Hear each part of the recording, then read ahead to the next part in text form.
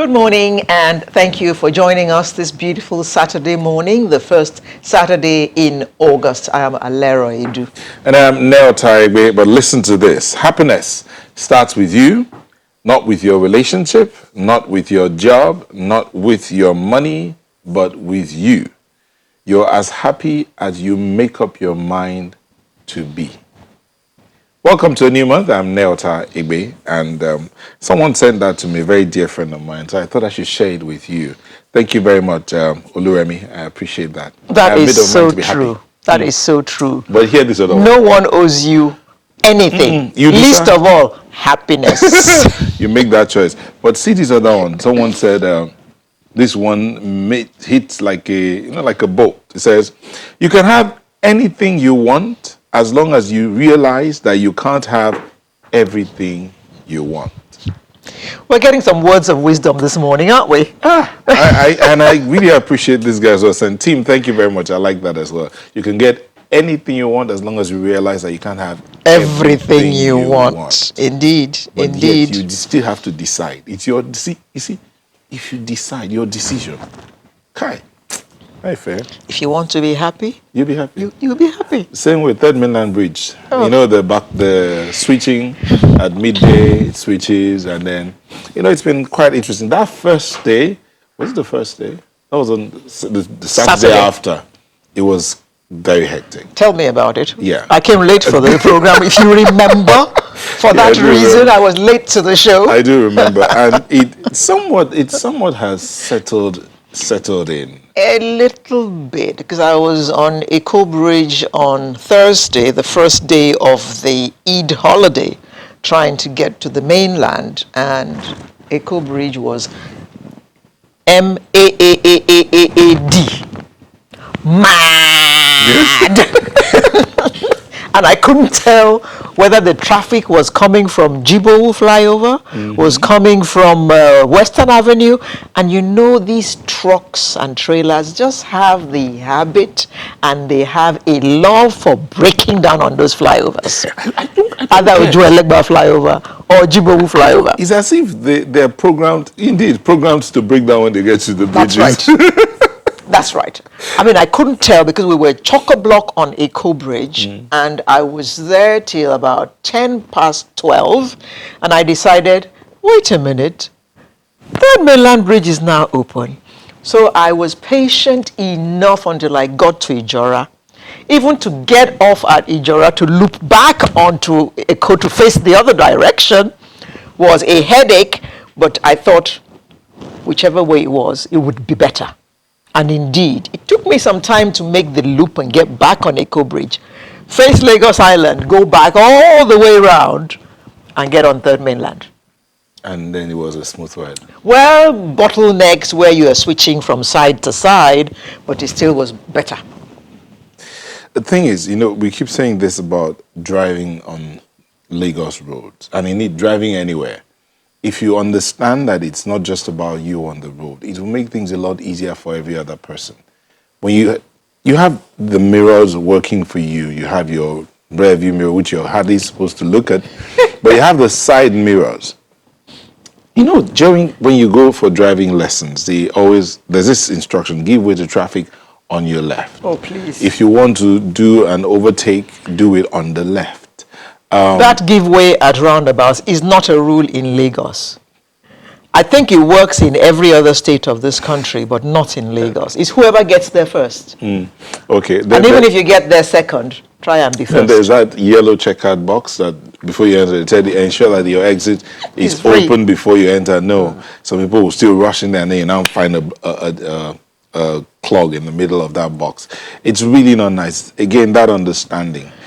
You find some people, they are moving, and then someone comes from your blind side. And then it happens, maybe an accident happens, and you go like, you hit me, but you came from my blind side. You hit my car. Oyinbo Rekpete. Yeah, and remember that song? They'll always tell you, you hit me from behind. How be it? You came from, and sometimes they'll come from your right, and then they want to come in front of you.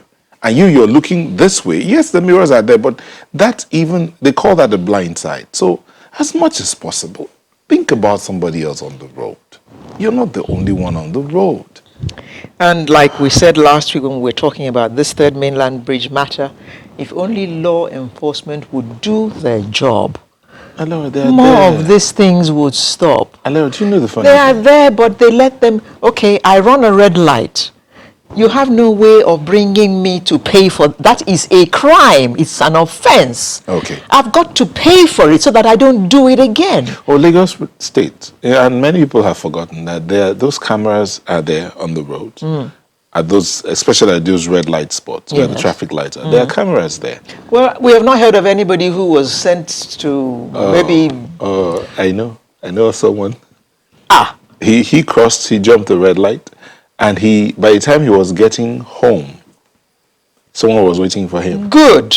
So the person just came, gave him his ticket at Yes. home. We Gave him his should ticket, hear more and of then these. The next day he had to go to Alausa. Funny thing is, they had to go to Alausa. He lives in Lekki.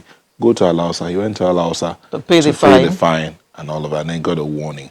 But again, I keep saying, do we have to be flogged into shape? Are we animals? If that is what is required, why not? If there are 3 lanes on a road and because there's traffic we form 7 lanes, then we need to be whipped into 3 The lanes. people who are meant to whip us into 3 lanes are sometimes frustrated by do you know who I am? Or by that phone call they will get. Can you imagine this human being talking to me or stopping me? Why would you be stopping me? Again, It's respect time. for the uniforms needs to return. It's time we decided what we wanted. Do we want to be a lawful society or a lawless one? If we decide that we want to do things the right way, because these guys who do you know who I am, when they get to England, for instance, you will find them on the queue at Heathrow Airport carrying their own luggage. But here, PA must carry luggage, somebody else must carry handbag, somebody else must carry umbrella, and they go into the airport with 1,000 people because they are big men. But the big man stops as soon as they enter somebody else's, and they toe the line. They do what they're supposed to do. So why can't they do what they're supposed to do in Nigeria and be the example to the rest of us who are mere mortals? Again, when we decide the kind of society we want to be, who will make that decision? We will. We will. The people. The elite, or the man who is considered not so elite? The people of Nigeria. Okay, the other day we were talking about the yellow buses need to be put in shape. But guess what? The people that were jumping, that were shunting, were not the yellow buses. Were They the were ones with among the them. sirens, some without sirens, but with the big cars. They were the ones shunting. They were the ones causing the problems. They were the ones causing the Lexus drivers. They were the ones causing the 5 lanes and a 2-lane road. And so the yellow buses sit down. What? I'm making money. I need to pick passenger. And they follow suit. But guess what? We blame the yellow buses. In the And now thick- the blue buses also joined. And I need to say this one. The blue buses drive like mad. They are not the BRT buses. They are not on their BRT lane. They're in the regular lanes and they drive like mad. And I think they should be cautioned to understand that they are big vehicles and they can't be swinging back and forth as they have their own lane. Yes, those lanes are being fixed. Thank you, Lagos State government. Those lanes are being worked on. But then when they come out on the regular lane where the other regular human beings are, please understand that you are borrowing that one. When we enter your lane, we are usually fined or arrested. So when you come out on our regular lane, please, we are not borrowing. Behave. We are borrowing your space. Oh, yes. And the cases of containers falling and crushing people to death. Something, it was actually talking point on social media this week, and there were suggestions that they should move only at night. There are laws about how you carry containers and all that. They must be harnessed. But as we all know, many of them are not harnessed. They go round a bend at speed and they fall and crush people to death. Pedestrians, car owners, passengers.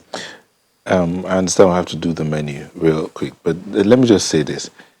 even when those containers are leaving the port, and one of our teams working on that and investigating that, I understand that they are charged more if they want to use the rail than if they're using the trailers. So No wonder they insist on using the road. anyway, our menu for today. We're going to be looking at the impact of COVID-19 on medical supplies. Ooh, that's very important. And aptly, the Festival of Sacrifice within the pandemic. And IOD's Code of Ethics 2020, IOD being the Institute of Directors. Then we'll end with our Artist of the Week, and he is a professor. He is a he. We'll be back in a moment. Please make yourself comfortable and we'll be a part of the conversation. Our Twitter handles will be on the screen. Please, last week we asked that you send your Twitter handles in real quick. They came in slower than expected, but let's keep them coming in and we'll share them as much as we can. We'll be back in a moment. Stay with us.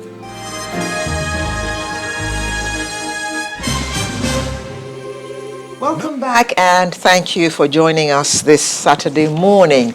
Panic buying is one of the top headlines of the COVID-19 pandemic. At the start of the pandemic, this international phenomenon threatened health systems' ability to prevent and treat the coronavirus with shortages of hand sanitizers, masks, and painkillers.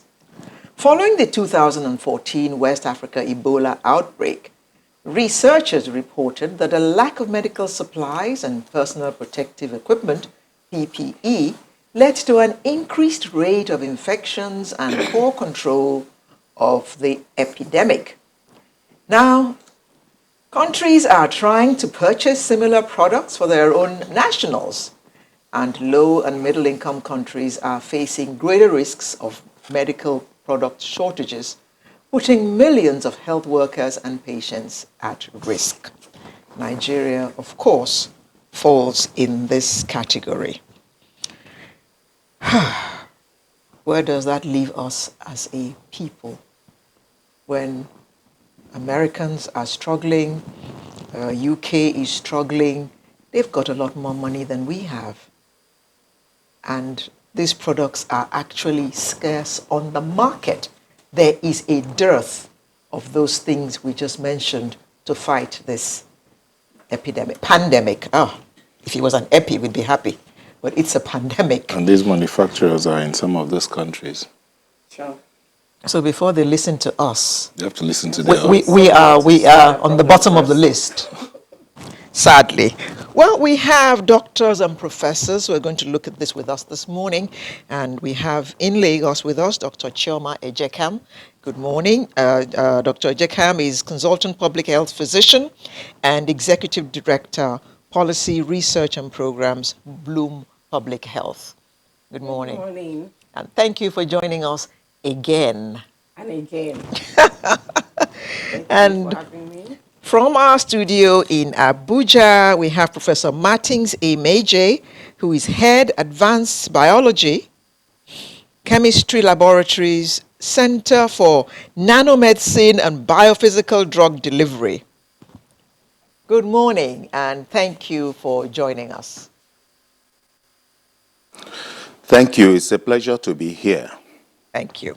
Now, let me start with the bird we have in hand.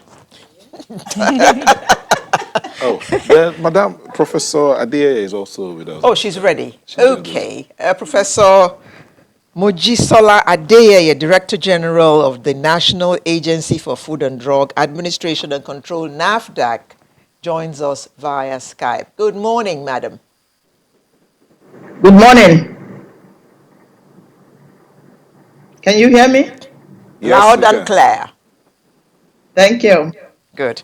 Now, Dr. Ejekam, all this that I read in the opening seems very, very bleak for low-income and middle-income countries like ourselves, third-world countries, because the big guys, even they have issues struggling for all these supplies which are required to take care of this matter. What do you see our chances? What are our chances in a circumstance like this? Our chances too. Are we going to survive? Okay, I think a little bit of a background could help us understand this. Yes. the importance of this. Of course, medicine is very important. It's one of the core components of a functioning health system.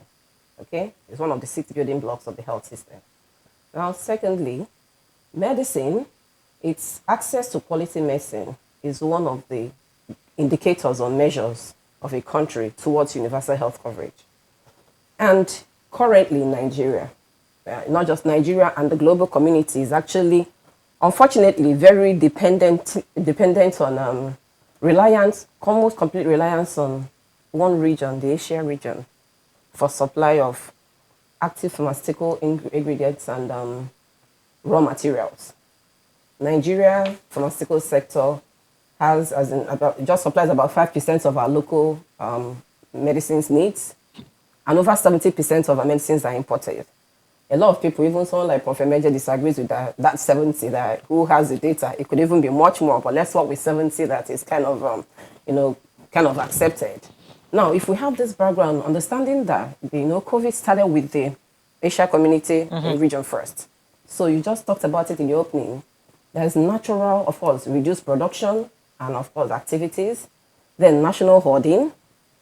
Then before coming back to Africa, so the risk of shortages.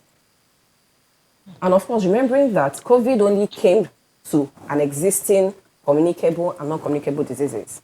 COVID is not the only thing that we're worried about. It's only an addition to what we are struggling. And a lot of this communicable, non-communicable COVID are dependent on pharmacotherapy drugs, to excel or to treat. So as a country, not just Nigeria, Africa, and the global community, we found ourselves with the risk of shortage. A lot of attention, focus is on COVID. Now diverting our attention on the medicines that are for other therapies. Something like chloroquine now for malaria, they shift to divert it to, apparently because of perceived effectiveness or use or advantage, benefits in managing COVID. So you see that there's cost increases. Now, causing or leading to exposing us to the risk again of falsified and substandard medicines. Because substandard medicine, when you have low reduced quality, which is often triggered by the push or the pressure to reduce the cost of medicines. But falsified, when there is misrepresentation of the content, complete fraud. And this is driven by, when there is shortage. So you see... Shortage and demand is high. Exactly. We need to go on a very quick break. Just hold your thoughts. Okay. We'll be back in a moment, and then we'll bring in the two profs from Abuja and then via Skype. Do stay with us.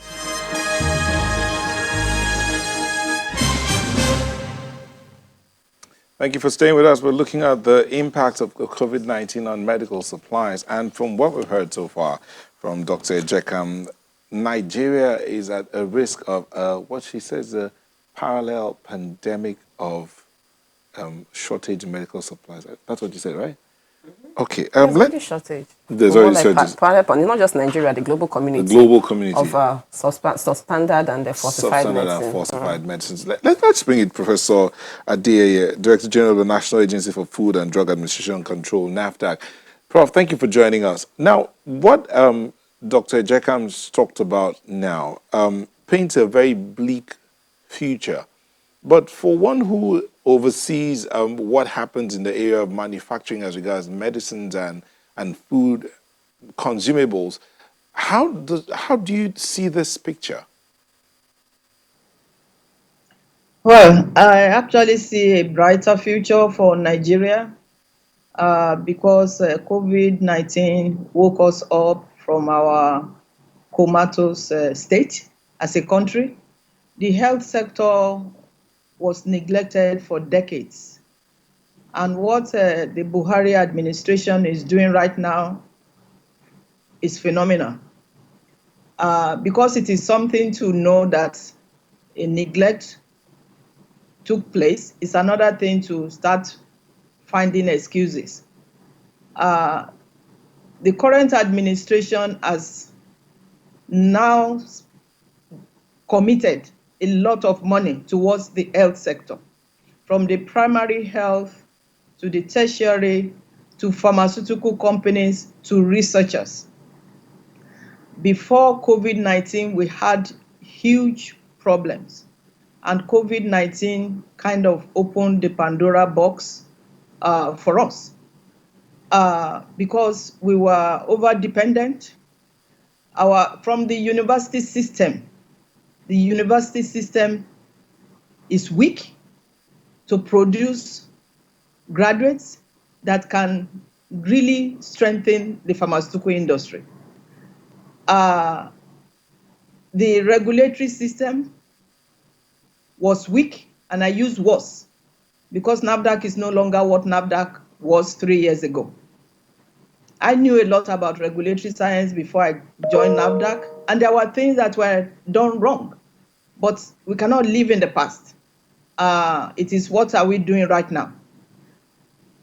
If a regulatory system is weak, the pharmaceutical industry will be weak.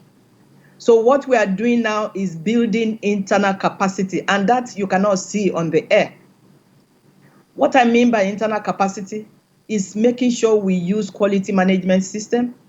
And right now, as we speak, we are going through WHO audit, which is a very tasking and arduous process. And it is the best thing that could happen to NAFDAC. What am I talking about? It is that we are strengthening our system now. We have about 200 pharmaceutical companies in the country. Few of them are moribund. About 165 companies are active. We went through the 165 one by one to gauge their good manufacturing practice compliance. You see, when you talk of falsified medicine or substandard and whatnot, whether it is imported or locally made, if the regulatory system is weak, it will reflect. So we are strengthening that as we speak. The government has devoted money to pharmaceutical industry. And I was the go-between the industry and CBN for them to redo their infrastructure. It is something that the pharmaceutical industry has never seen. And it is not the pharmaceutical industry, it's also academia. As we speak, we have body of experts, of which I'm the chairman, that we're going to, or that will give money, not give money, give money to successful applicants in terms of strengthening the development or research and development of drugs, herbal medicines, vaccines, and other medical products. Professor Adeye, if I may come in, Professor Adeye, you mentioned something earlier. Let's just step back a bit. You talked about the question of personnel for our pharmaceutical industry, for instance. And then I put that against the question of supply, the ingredients needed for the pharmaceutical industry to even operate. So personnel talked about the university systems. You said that the university systems are not up to par. They've failed in producing the personnel needed for that sector, for the medical sector. But then one begins to wonder, even when the personnel are there, what happens to the market, the supply of the ingredients? They are not available. So what would they work with? Because I do know that almost all of our universities have faculties of pharmaceutical sciences that handle some of these things. So how's that working out? Question. It is a compounded problem. I started with the personnel. I then went to the regulatory. It is the fact that we were over dependent. The only thing that the pharmaceutical companies do not import is water. The ingredients are not there. And this, you cannot manufacture ingredients or not, whether active or non-active ingredients in the country without support from the government. That is part of what the government is doing. You cannot set up APIs or active pharmaceutical ingredients companies without training the personnel, without having solid science foundation. It is not, mom and pop type of business. It is solely based on science. So you are right about the fact that we weren't importing, we weren't making anything. But that is changing as we speak. There are 2 or 3 companies now that are going to be making some active pharmaceutical ingredients. There's another talk about making lactose. Lactose is one of the non-active ingredients. We cannot even make it. We cannot Prof, make it because we think importation is the best thing, but it's the worst thing that could have happened to us. all right, Prof. Let me just swing over to Professor Emeje, who's of the Nigerian Institute of Pharmaceuticals Research and Development. He's head Advanced Biology and Chemistry Laboratories, Center for Nanomedicine and Biophysical Drug Delivery. Prof. Emeje, thank you very much. The question I asked Professor Adeye about personnel as against supply. She's talked about the companies that are coming up thanks to the pandemic that are going to be manufacturing some of these active ingredients. Would that make any difference in our drive for medical supply, seeing that the whole market is clamoring for, as they say in economics, when supply is scarce, the supply is low as against the demand that is high? What happens is the prices go up. Would that make any difference? Thank you. Definitely, it will make a difference. No matter how you see it, it's going to make a difference. And like the DG NAFDAC has said, it is true that we don't produce anything, and we have been talking about that for at least a decade now. And the fundamental reason for that is that the country has not been interested in research and development. And if you are a country that is not interested in research and development, you are simply a market for other countries who are interested in research and development, because they will make theirs, they will make innovations, and then they will sell to you, and then you are happy buying. And the day they decide not to sell to you again, you remain at their mercy, and then you begin to run helter-skelter. Can I not be able to produce my own? Which is where we find ourselves today. So if we begin to have companies that will make API, it's going to make a difference. But there's a place to start from, and that place is called research. That's where to start from. Let it not be that we are going to have pharmaceutical companies that said we are making API, and all they do is to go back to Asia or Europe or America, get intermediates, and come here to say that they are producing API. That's not how to do it. How to do it is to do research and development. You start in your country to produce those things you need. Start to finish. That is how it is done. Over the years, I've been in research for over 15 years now. This is the first time I'm hearing about research and development as a national agenda. And the truth be told, no matter how we talk about it, we are not going to be able to do that now in COVID-19 era. Maybe when there's COVID 25 or 26, and we maintain the tempo we have started now to ensure that the country goes into research and development or what it needs, then by COVID 25, 26, we will no longer be looking up to other countries to import anything. So, how much research and development is going on right now? We have had some research institutes come and talk to us in the studio that they are actually doing research into looking for how to deal with this pandemic. a lot of research has been on, and let me quickly go back to what your colleague said, that there's almost all the universities have schools of pharmacy. No, about 20 universities have schools of pharmacy, and then there are faculties of sciences. Drug production or research and development in drug is multidisciplinary. It's not just about pharmacy. It encompasses all the sciences. And that is why a pharmacist is versed in all the sciences that make up pharmaceutical sciences. Now, if you go to our universities and our research institutions, there are a lot of theses, master's and PhD theses that have looked into our own biomass, the indigenous materials, to say we can come up with products that will be useful for taking care of our own ailments, for taking care of the diseases that are available in our own environment.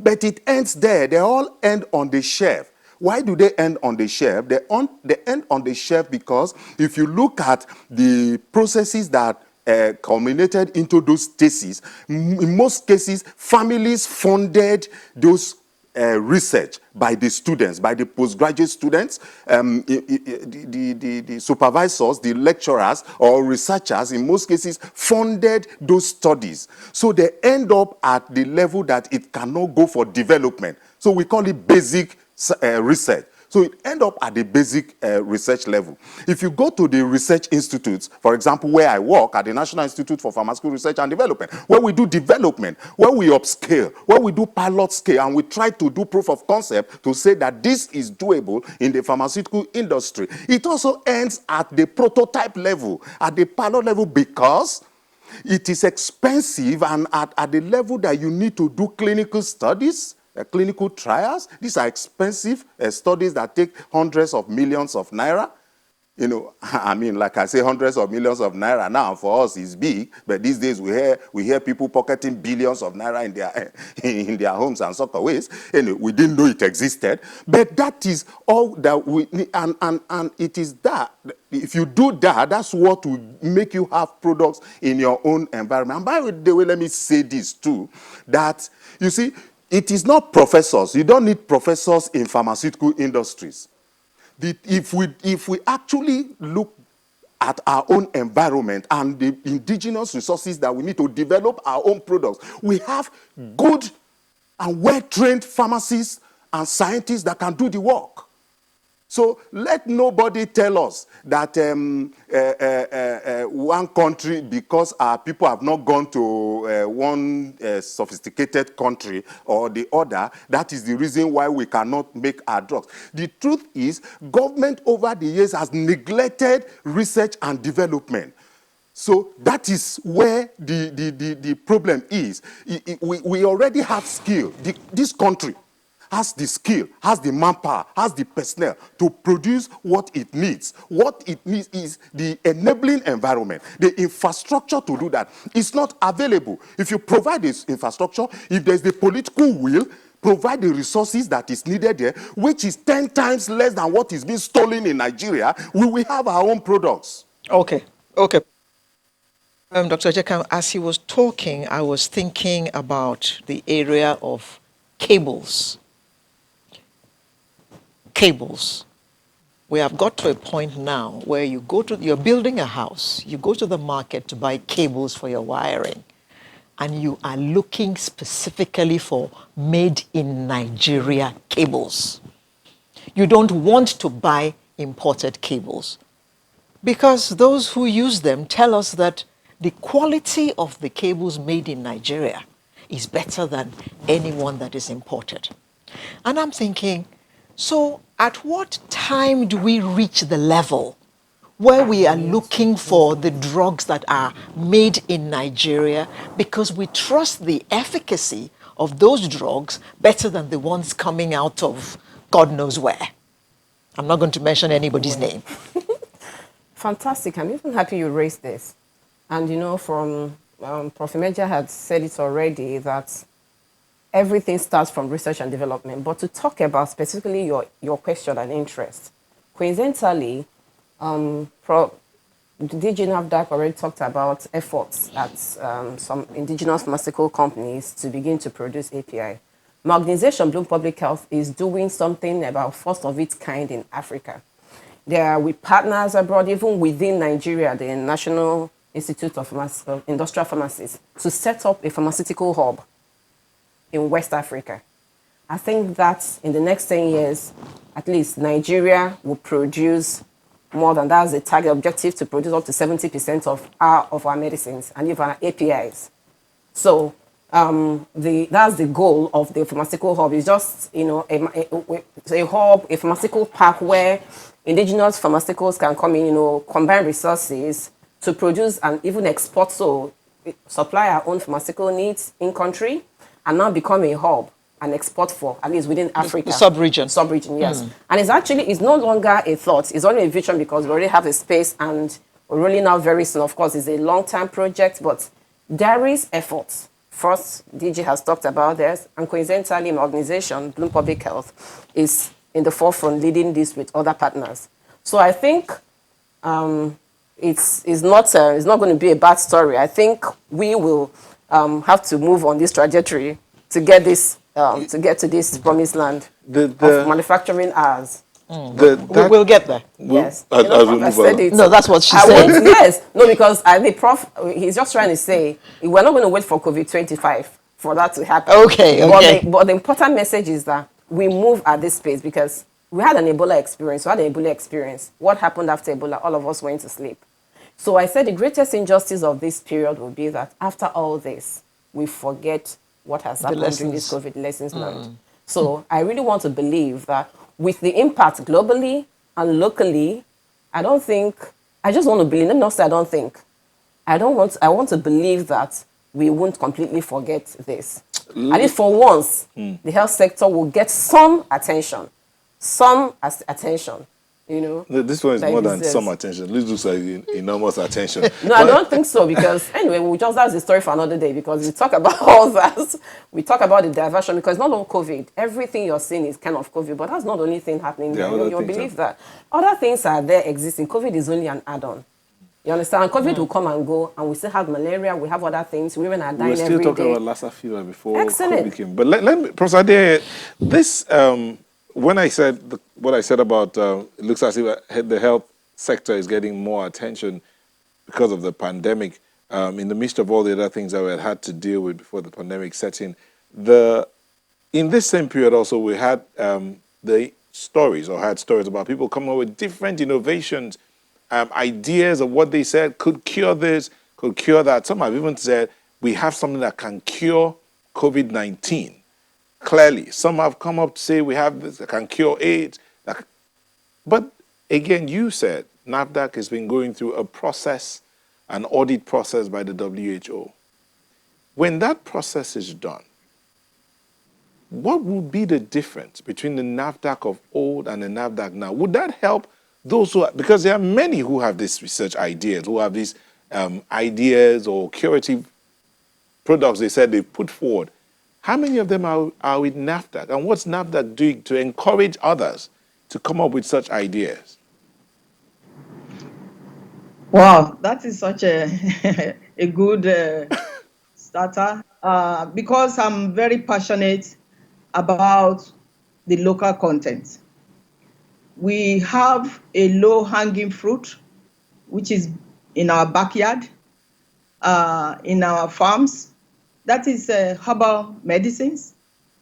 And we've neglected it, just like what Professor Emeje said. If the government is not backing up research and development, you will have graduates that are weak, that cannot do analytical reasoning, because there was no opportunity while they were going through school. In Nigeria, we'd be doing theoretical practical because there were no labs in many schools. So what I'm saying is that this herbal medicine renaissance, we have given it a renaissance. NAFDAC has given it a renaissance because we started the Herbal Medicine Product Committee March of 2019, before COVID. But it is resource intensive.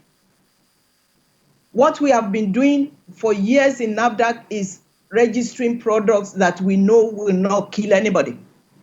I'm talking of herbal medicine, which is listing them, which involves doing safety tests and whatnot. But we've not taken that to the higher level, we meaning the country, because the typical herbal practitioner doesn't have the money, may not even understand the process, that it is not just safety, it is efficacy. Efficacy involves clinical trial. That is part of what the administration is doing right now for potential herbal medicines to be stepped up to the clinical trial stage. That is part of this CBN health sector R&D innovation scheme that we are working on right now. there is going to be, the announcement will be coming this week, and there will be opportunities for academia to apply for these grants. So it is because we have neglected R&D, we have neglected health sector for many years. What is the relevance between that now and what NAFDAC is, the position where we are right now? This is an outcome of the strengthening of our organization, of our agency, emphasizing what we are supposed to be emphasizing, because that is what WHO global benchmarking expects from us. Okay, Prof, if I may interrupt you, please. We just need to go on a very quick break. We'll come back to look at what is expected of us, global benchmark, and how that's working out what we have on the local scene. Please do stay with us.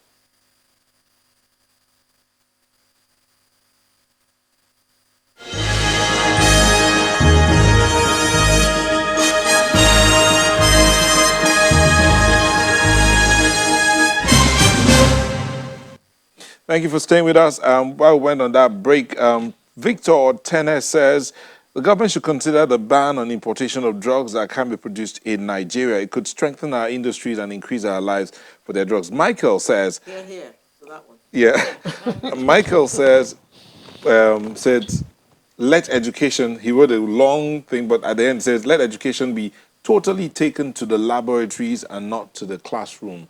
Professor Ade, you were talking about what the global benchmark is, but while you're talking about that, let's look at where we are. What would it take for us to get to that global benchmark? Thank you so much. We started this journey January 16, 2018, barely a month plus after I resumed in NAFDAC as a DG.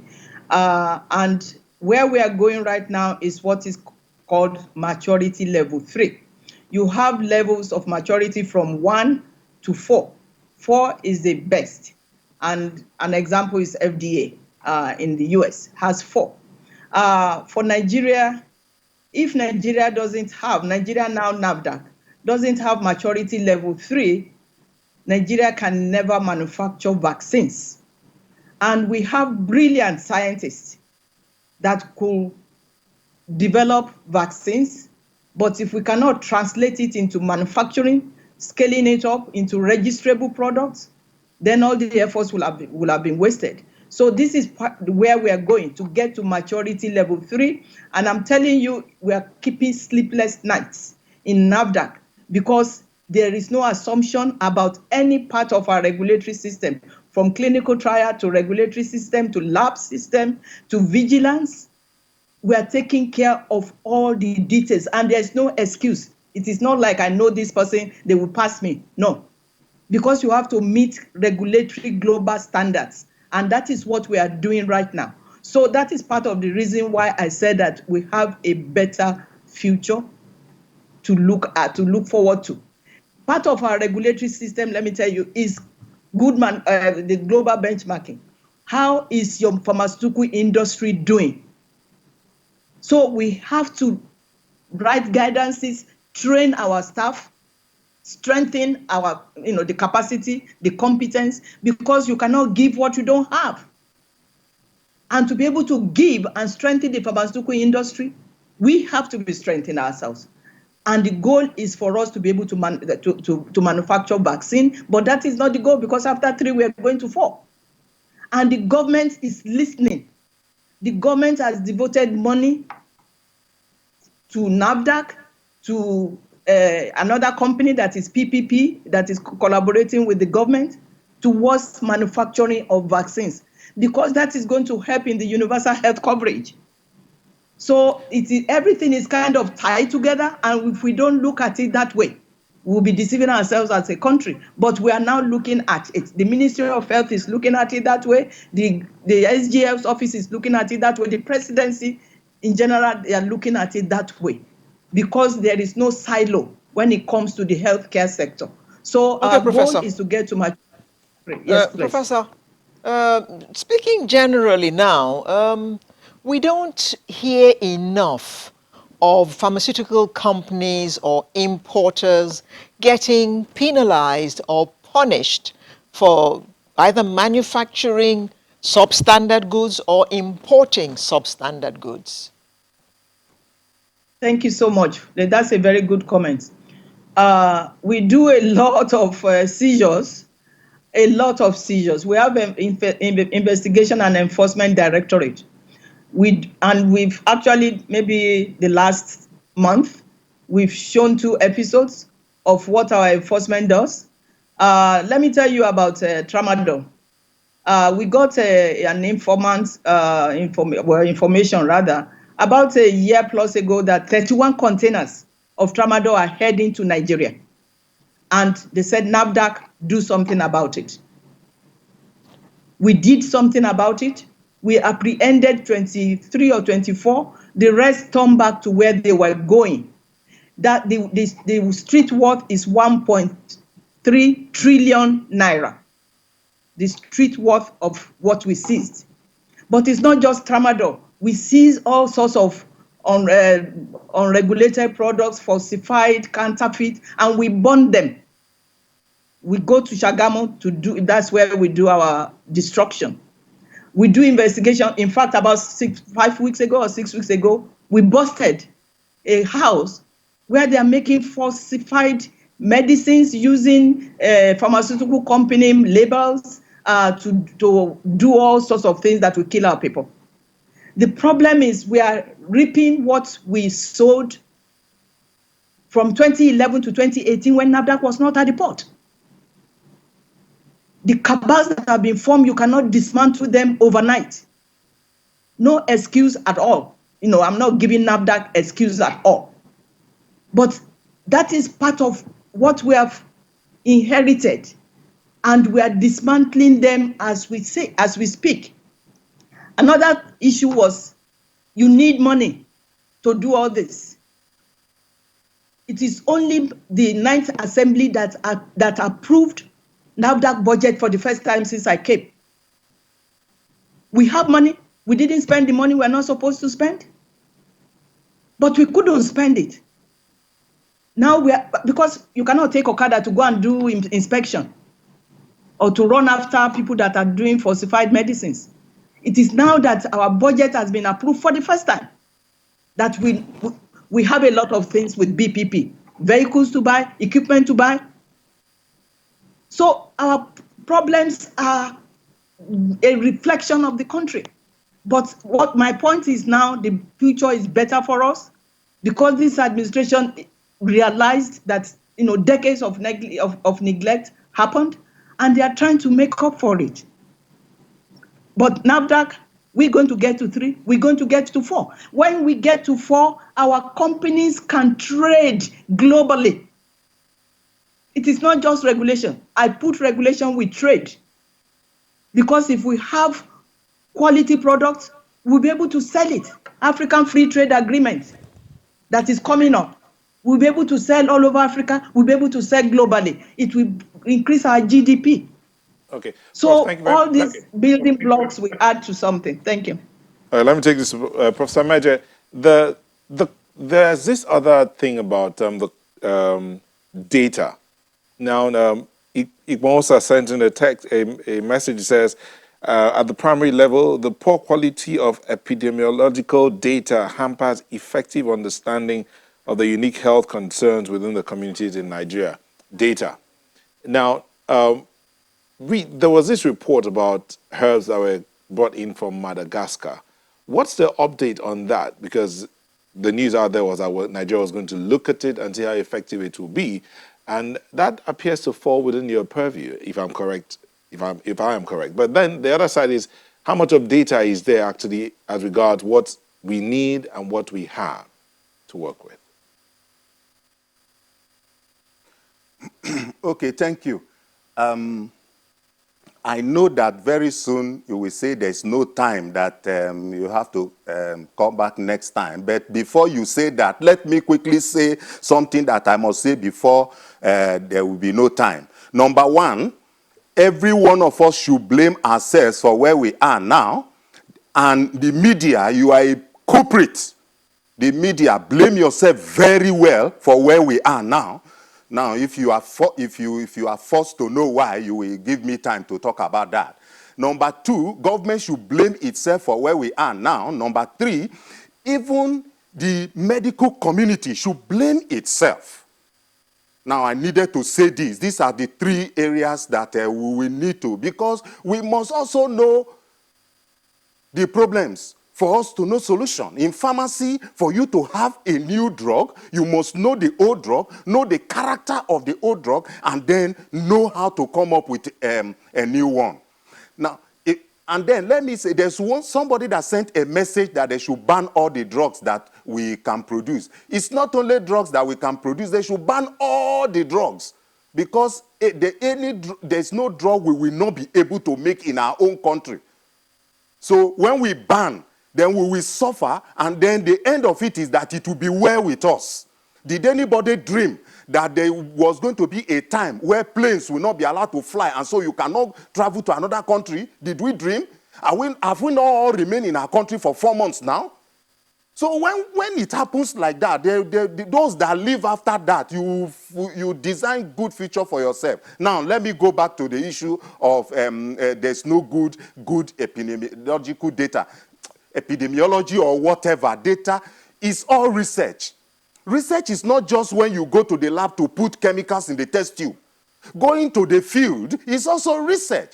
Now, we are complaining about there's no data. The data you are saying is not good. How were they generated? The data that the lecturers sent their students, whose parents gave them money to go and generate data, you are saying is not good data?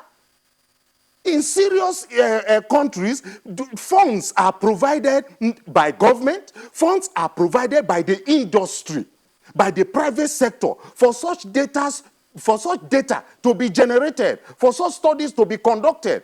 So as long as people use their own money, their pocket money, the resources they have in order to survive, as long as they are using it to carry out research, then you will have data that you will not be happy with. Just to respond to that.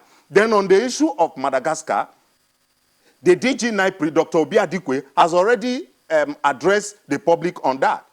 The study was conducted in our institute, and then the DG came up openly with that. The minister has also talked about that. Even the secretary to the government of the federation told the world the outcome of the study from NIPRI.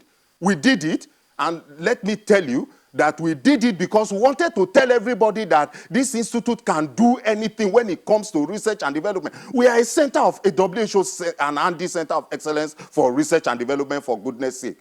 So even though Madagascar just sent one concussion in their bottle without any data with it, the institute cracked whatever they brought and came up with information which the DG and then those in the higher authorities have told us about. I'm sure it's on Google. If you just Google, you will read all the information that you need to know about what we did to COVID.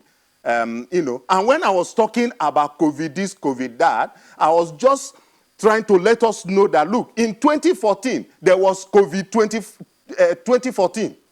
It was called Ebola. Now there's COVID-19. There will be COVID other years again. Okay? What this government is doing now. For example, there's huge money that is being devoted. They call it Pharmaceutical Intervention Fund. The CBN said this is billions of naira for academics to write proposal for grants. The DG NAFDAC just told us now that he's the chairman of that committee. So why are we not going to expect something from it? But when that money is given and study is done, if you leave it there, we will get, in 2020, anything where there's another COVID, we will be talking like this today, because in 2014, when Professor Christian Chukwu, the Minister of Health, then led an excellent team to fight Ebola.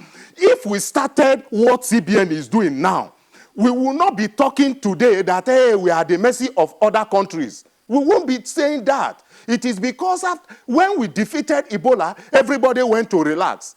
So now, this one, the luck we have, you see, the topic of your discussion is impact. Impact of COVID-19 on medical supplies. The impact is positive and negative.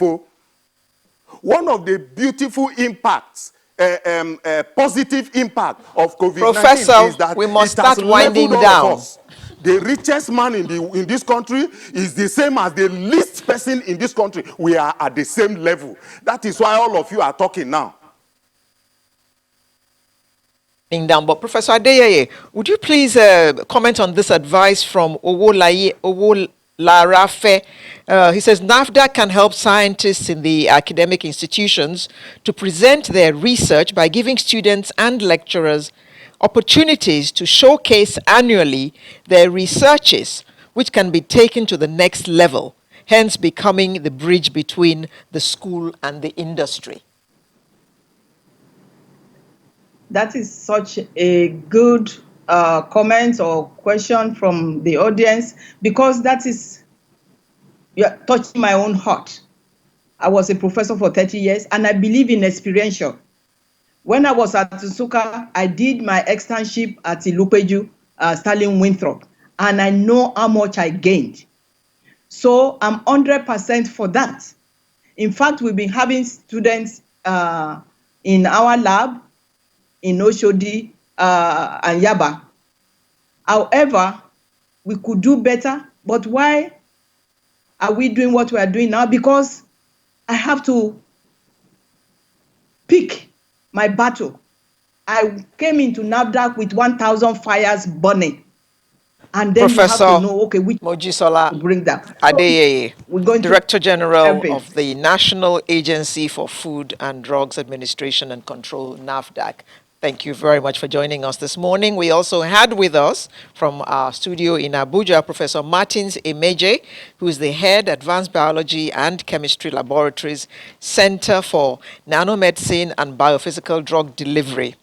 We also had in the studio in Lagos, Dr. Chioma Ejekam, consultant public health physician and executive director, policy research and programs, Bloom Public Health. Thank you very much, all three of you, for coming to talk to us this morning. There's never enough time when you're making sense, but that's the nature of television and the nature of live television. So we'll soon tell him that we're running out of time. Exactly, and we have run out of time, Professor Emeje. Thank you very much for joining us. Sunrise will return in just a moment with another interesting conversation.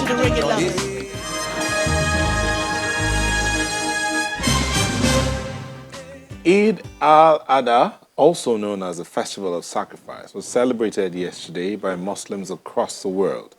It falls on the 10th day of Dhul Hijjah, the 12th and last month of the Muslim lunar calendar. Eid al-Adha is the second major Muslim festival after Eid al-Fitr, which marks the end of the Ramadan, the month of fasting. Now, as the pandemic rages, many Muslim majority countries announced restrictions on public gatherings. The Nigerian government also put out a set of safety protocols, after which President Muhammadu Buhari told those celebrating not to see COVID-19 guidelines as infringement on their rights. They still went ahead to celebrate, but how has it been like celebrating in the midst of the pandemic? We have here Barrister Folorunsho Alatoye, Amar Ahmadiyya Muslim Jamaat, Nigeria, joining us. Thank you very much. Also here is Sahid Timay, who is a lecturer of foreign languages, Lagos State University. Thank you for joining us. Good morning.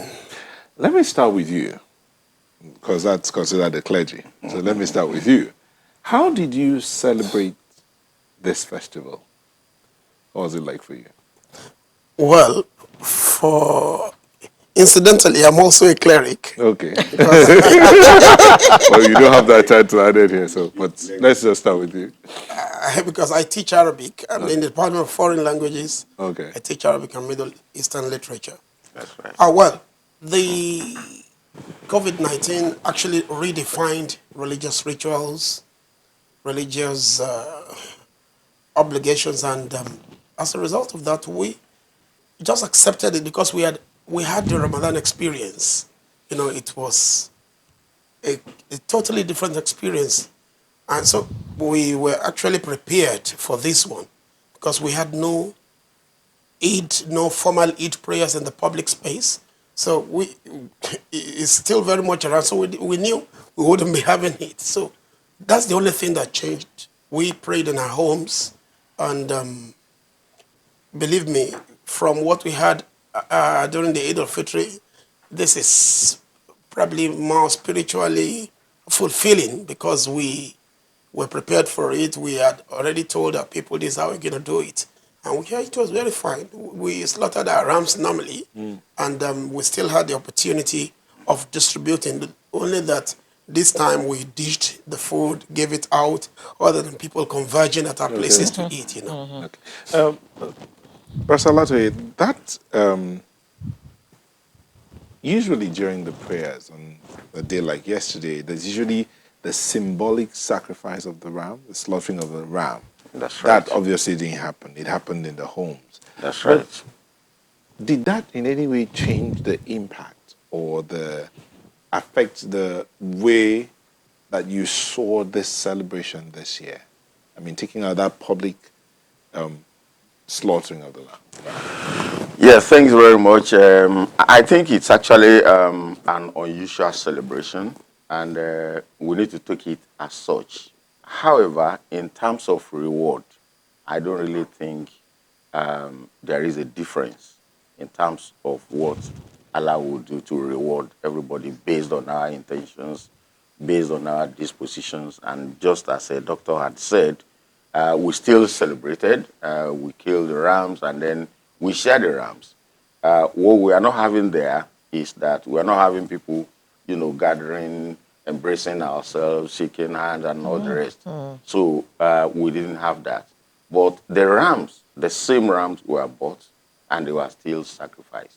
And that's why I said, in terms of reward, I think it's basically going to be the same. However, because of the impact of COVID-19, some people may not have been able to slaughter ram this year. And so that might be lesser than what it used to be. So if we look at it broadly, others might have been excluded by COVID-19. But for those who are able to kill, I think we were able to find a way around the sharing, still observing the rules of COVID-19. Doctor, in local parlance, I used to think that this was the one that was called Odunla. Yeah. But if it's Odunla and we are told that it is still second to Eid al-Fitr, how do you explain that? No, it's not really second. The thing is this. We call it Odunla because we sacrifice ram. Okay. Because that is Yoruba. We say it's Odunla. That's the bigger, The big festival. The big festival. Yes. Because it actually draws a lot of people. The festivities of Ramadan, for example, is a little bit restricted. People don't really travel to their hometowns at that time because it's more of a private thing. You fast during the month of Ramadan. You break in your home, prepare whatever is convenient. You do not have the ritual of slaughtering rams, cows, or cattle, or camel, whatever. So this naturally attracts a lot of people, and that's why even non-Muslims who belong to families where there are Muslims generally celebrate with their people from Oyo or Kwara State generally travel home for celebration. Even look at in Ijebu, the Ojude Oba festival, comes after Eid al-Adha, and people, even from outside the country, people come from diaspora to participate, regardless of whether they are Muslims or not, because they see it as a bigger thing. And that's probably a testimony to the nature of Eid al-Adha itself, because it is tied to the core of the Abrahamic religions, because it actually commemorates the experience of Prophet Abraham, alayhi salatu wasalam. So Muslims, Christians, Jews are connected together through Abraham. And as a result of that, it allows for a kind of an interfaith encounter among these people. So that's why it is Odunla. It's a big festival, as different from the private, the privacy that actually permits Ramadan, the Eid al-Fitr festival. When I was growing up, we heard about Eid al-Fitr and Eid al-Kabir. Yeah. When is Eid al-Kabir and what does Eid it... al-Adha is Eid al-Kabir. Actually, that's we are translating. Kabir in Arabic means big. Ah. So Eid means festival. Well, that's So, what you all used to call so it when you say before. Why Eid, did you change the name? because the name in the scriptures is Eid al-Adha, Adha. the festival of sacrifice. Okay. But here, people just translated what they say in Yoruba, Odunla, Eid Eid al-Kabir. al-Kabir. Mr. Latre, let's look at the significance of this. I know Dr. Timei has mentioned it. The significance of this festival. Yeah, it's about sacrifice. How much of sacrifice are we making at this point in time? Even in the face of this pandemic. This is a period when... Oh dear. This is a period when, and especially within this period, I know a lot of the clergy will talk to the people, the faithful, to say this is a time to sacrifice. This is a time to borrow the example set by Prophet Ibrahim and sacrifice. Yeah. Be more willing to give, be more willing to lay down something. But do we see much of that in the face of all that's happening in our country, for instance? Thanks very much, for that question. I think it is a very, very, very valid question that we all need to reflect on. And actually, that was the key of my sermon yesterday, that look, we need to go beyond the theoretical discussion of the act of sacrifice. And we need to operationalize it and ask ourselves questions. Let's look at family harmony and the act of sacrifice. It was because Asrat Ibrahim sacrificed by obeying Allah. That was why the wife also obeyed him. And that was why also the child also obeyed the two of them. And that was a harmony. So family harmony actually is on obedience to Allah. And it's the same thing at the national level. Service to the nation. Let's go and look at the place where Asrat Ibrahim, actually did this, which we call Hijaz. Mecca environment, Medina environment. Look at it today. Because of the prayers, because of the sacrifice that they put ahead. That look, we put everything in the hand of Allah.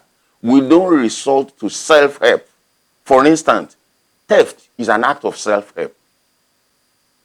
Corruption is an act of self-help. They ignore, they abandon all these things because they are not the way of Allah. So we need to remind ourselves, sacrifice is not only to kill ram, no. It's to leave your urge, all your negative urge of not loving other people. That's what we need to do. And we need to ask ourselves questions, especially in this country. We are not supposed to be where we are. It is because of lack of sacrifice on the people who are serving us in the country. Because it is not about me, but about us, how we will all live in peace. But those who are serving, who are in the leadership position, sorry, I just have to bring this here before I forget. Those who are in this leadership will tell you that it is the followers who are putting pressure on us to do this. Which pressure? The Holy Prophet had followers, 10,000 followers in his lifetime. Let me, with due respect and apologies, there is a difference between a leader and a boss or a manager. So I think that's where we are mixing it up. We have bosses and managers in Nigeria, but not leaders. Leaders should know what is right to be done. Barrister, Yes. the prophet who had 10,000 followers, those 10,000 followers didn't go to him that their mother has died, he should bring money for them to bury their mother, that their wife is in hospital, there's no money to pay for her to give birth. So he has to cater to the needs of everybody in his village because he's now a big man. Very well, madam. There was Baitul Mal then. You will never see where they said the Holy Prophet ﷺ took 1 naira from there. No. There was an hadith where Hassan just took 1 dabino and he had started eating it. He had to help his, truth. That no, you can't eat it. This is for the public. All those things happened.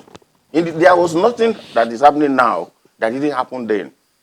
And the problem is that we are not practically looking at the way the prophet practiced it. And then we are rationalizing for the other politicians, with all due respect, or people in public offices to continue to do what they are doing. Right from flamboyancy, unreasonable spending, which didn't happen then. The resources now is a million multiples of what was there then. So if somebody died in those days, How do you celebrate it? You pray for that person for Allah to grant him paradise or her. Not that you go and start killing cows with money that is required for mending roads. We've gotten it totally wrong. And a leader must be able to know. Some people like, some people look at me sometimes and they say, how about you can dress, bigger. Somebody send, a message to me. Why don't you put on very big, cap and all those kind of things? I just shake my head. How does that add value to us? How does that add value to the peace of the people? I think that is where we are getting it wrong. Doctor, do you not think that the pandemic is bringing us to a realization of all what Barrister is saying? Yes, I think so. Very, very well. Let me just quickly say something before. Never mind Yeah. all the revelations, allegations, and counter that we're hearing about NDDC and the Northeast Commission as well. I mean, but after all this, do you think that we are likely to become better human beings? Because this has cut all of us down to size. Well, if we want to become better, we should become better. I think it still, comes down to the kind of leadership system or structure we have in place. As he said, for example, there's a difference between a leader and a ruler or a boss or a manager. Because a leader understands that leadership comes with responsibilities. And you raised a very strong, a very powerful question. Okay, in a situation whereby I become a leader, for example, and my people start mounting pressure on me, it is because we have outlawed social justice. If the leader sees it as his goal to establish social justice in the society, people will not come because they will have been adequately taken care of. In fact, the Holy Prophet Muhammad SAW gave us a very beautiful allegorical explanation of the leadership responsibility in a polity. He said a group of people traveled in a ship, and the ship had an upper deck and a lower deck. Then they cast lot among themselves to decide who's going to be at the upper deck and who's going to be at the lower deck.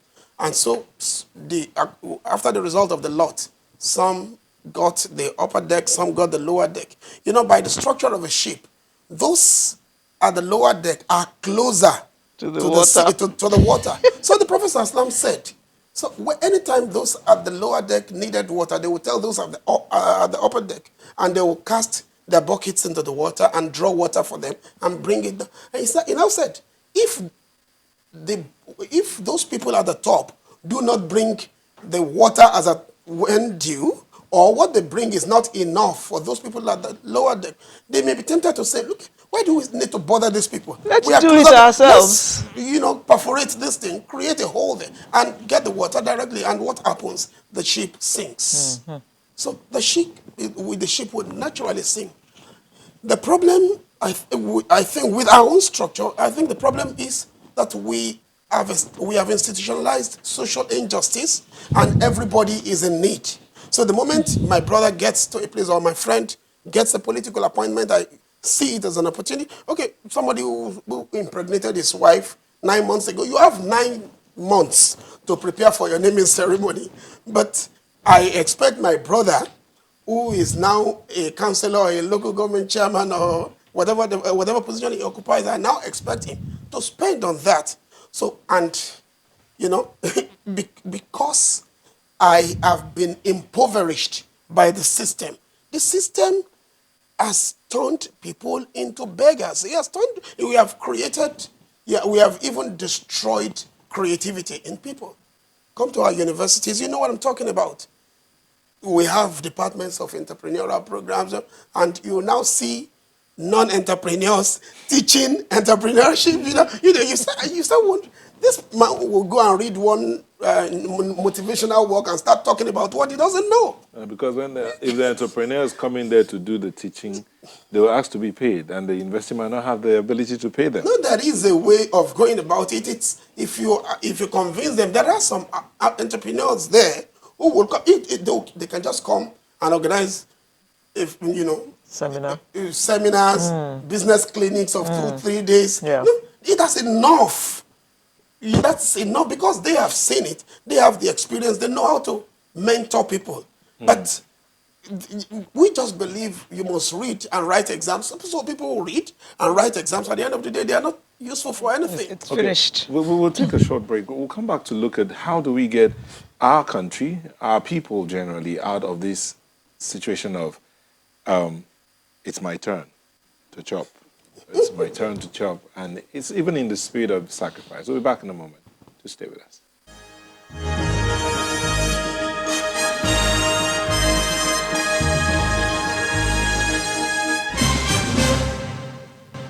Thank you for staying with us. We're looking at the Festival of Sacrifice, which happened yesterday, and it was done by the Muslim faithful across the world. And those of us who are friends and brothers of the Muslim faithful also joined, because I know some of you are saying, where's my own there?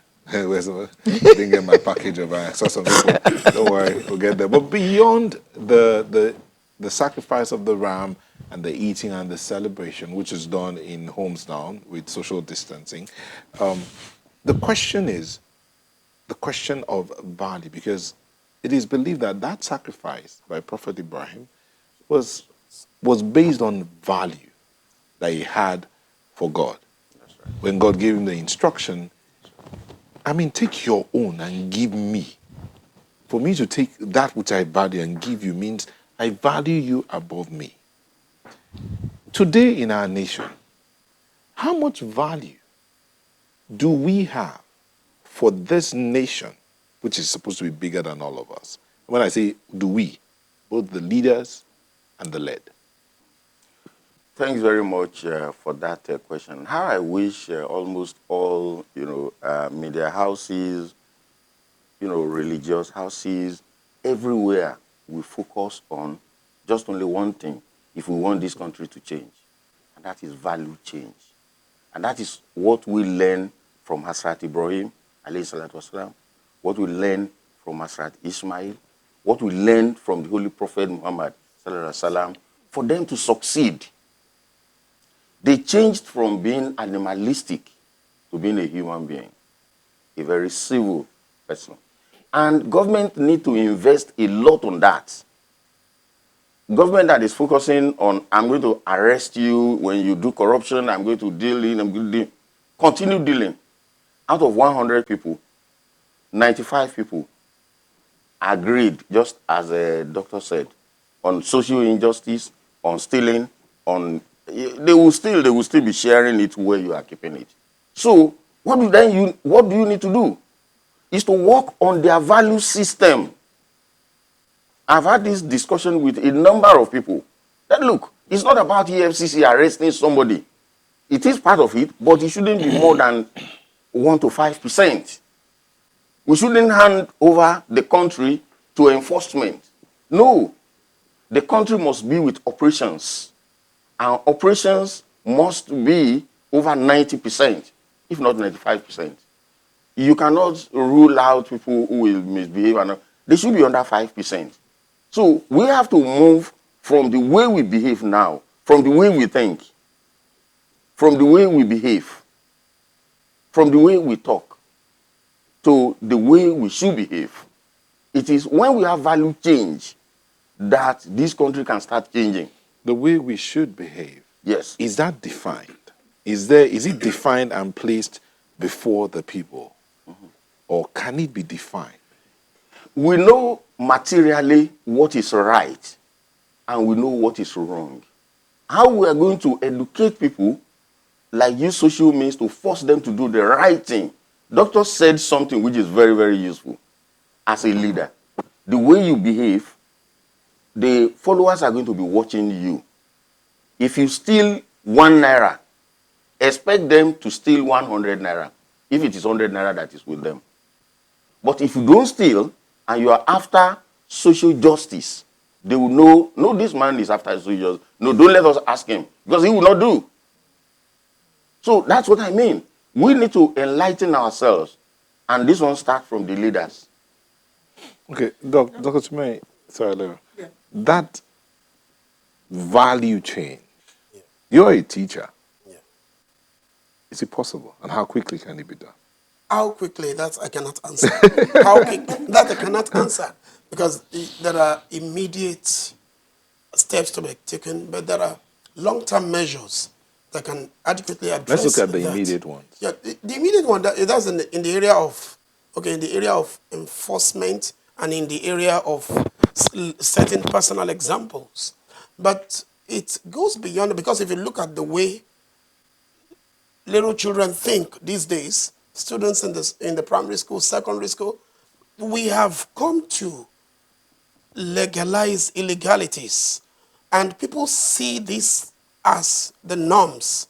It is one of the major problem with ethical issues. Yes, exactly.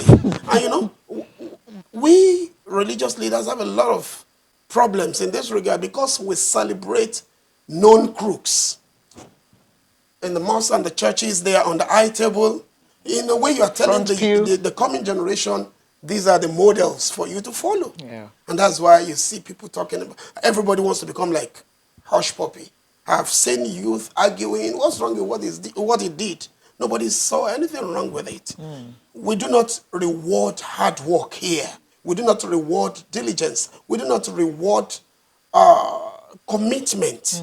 So everybody believes there is a shortcut to things. Yeah. So we need to start, apart from dealing with people up there, we need to integrate this into the educational system, packaged it into songs, into storybooks, things that will change the orientation, the idiosyncrasies of the coming generation. Yeah. They will grow up to understand that this is how to live, because we know, those of us who had the good fortune of reading the Alawiye series of G.F. Odujo will understand what I'm talking about. African nursery rhymes generally are full of moral teachings. Yes. Whereas the focus of English nursery rhymes is on the tongue. They want the tongue to adapt to the language. So when you read Pussycat, or blah blah black sheep, you don't get anything. Or what lesson is it? Is in Twinkle Twinkle Little Star. I wonder what you are. It's about adapting your tongue. But if you have to read Iṣẹ́ ni Ògùn Ìṣẹ́, Múra sí Iṣẹ́ Ọ̀rẹ́ Mi, it's already, these are character molders. It's already programming you for the challenges of the future. Kàkà kí n bí ẹgbàá ọ̀bùn, máa kúkú bí ọ̀kan ṣoṣo ọ̀gá. Maybe we don't learn that any longer. Our children don't learn our languages, whether it's Yoruba, Igbo, Hausa. They don't learn it any longer. And when the first marker of your identity is your language, when you lose it, you lose your essence as a human being. So it affects a lot of things. And that's the reason why the government should look into that, bring back the good books. In the name of modernity, we introduce books that are not relevant. No value. That are of no value.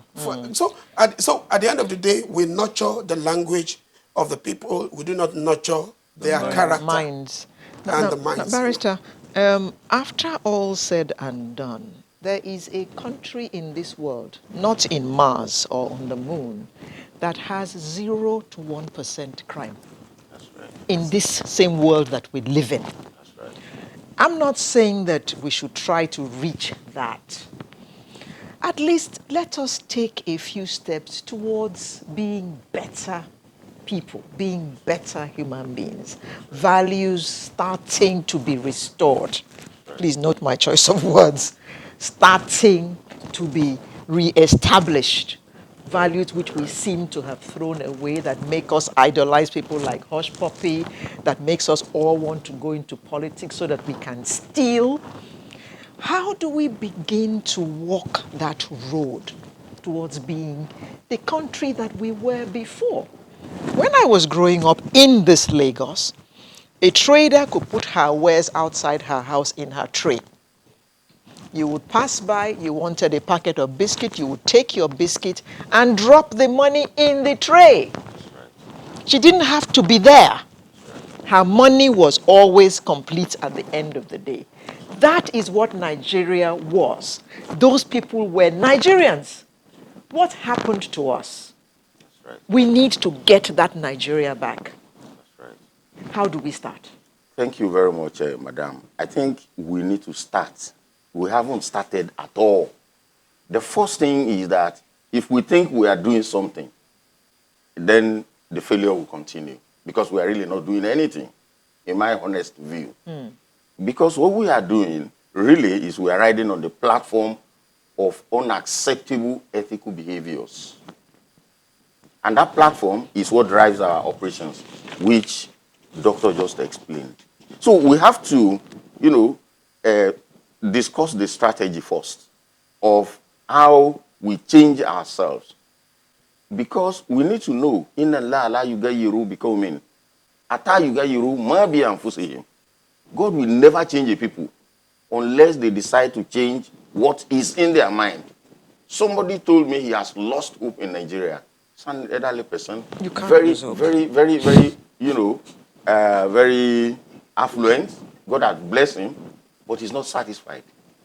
Because what he's seeing is not what he wants to see. And I keep on telling him, look, we need to focus on value change. Quite a number of people I discussed with. We need to map out strategy. Where we are right now, we need to start all those ills that doctor listed.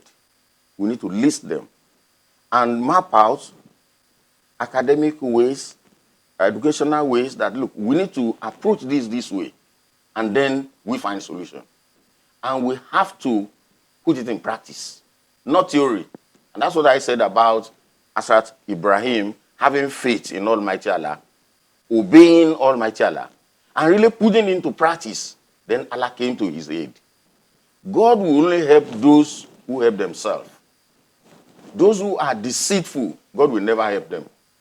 Continue with your deceit. Unfortunately, the follower will also be following the same trend. So we have to restart. We have to restart. And it's not a question of only one person.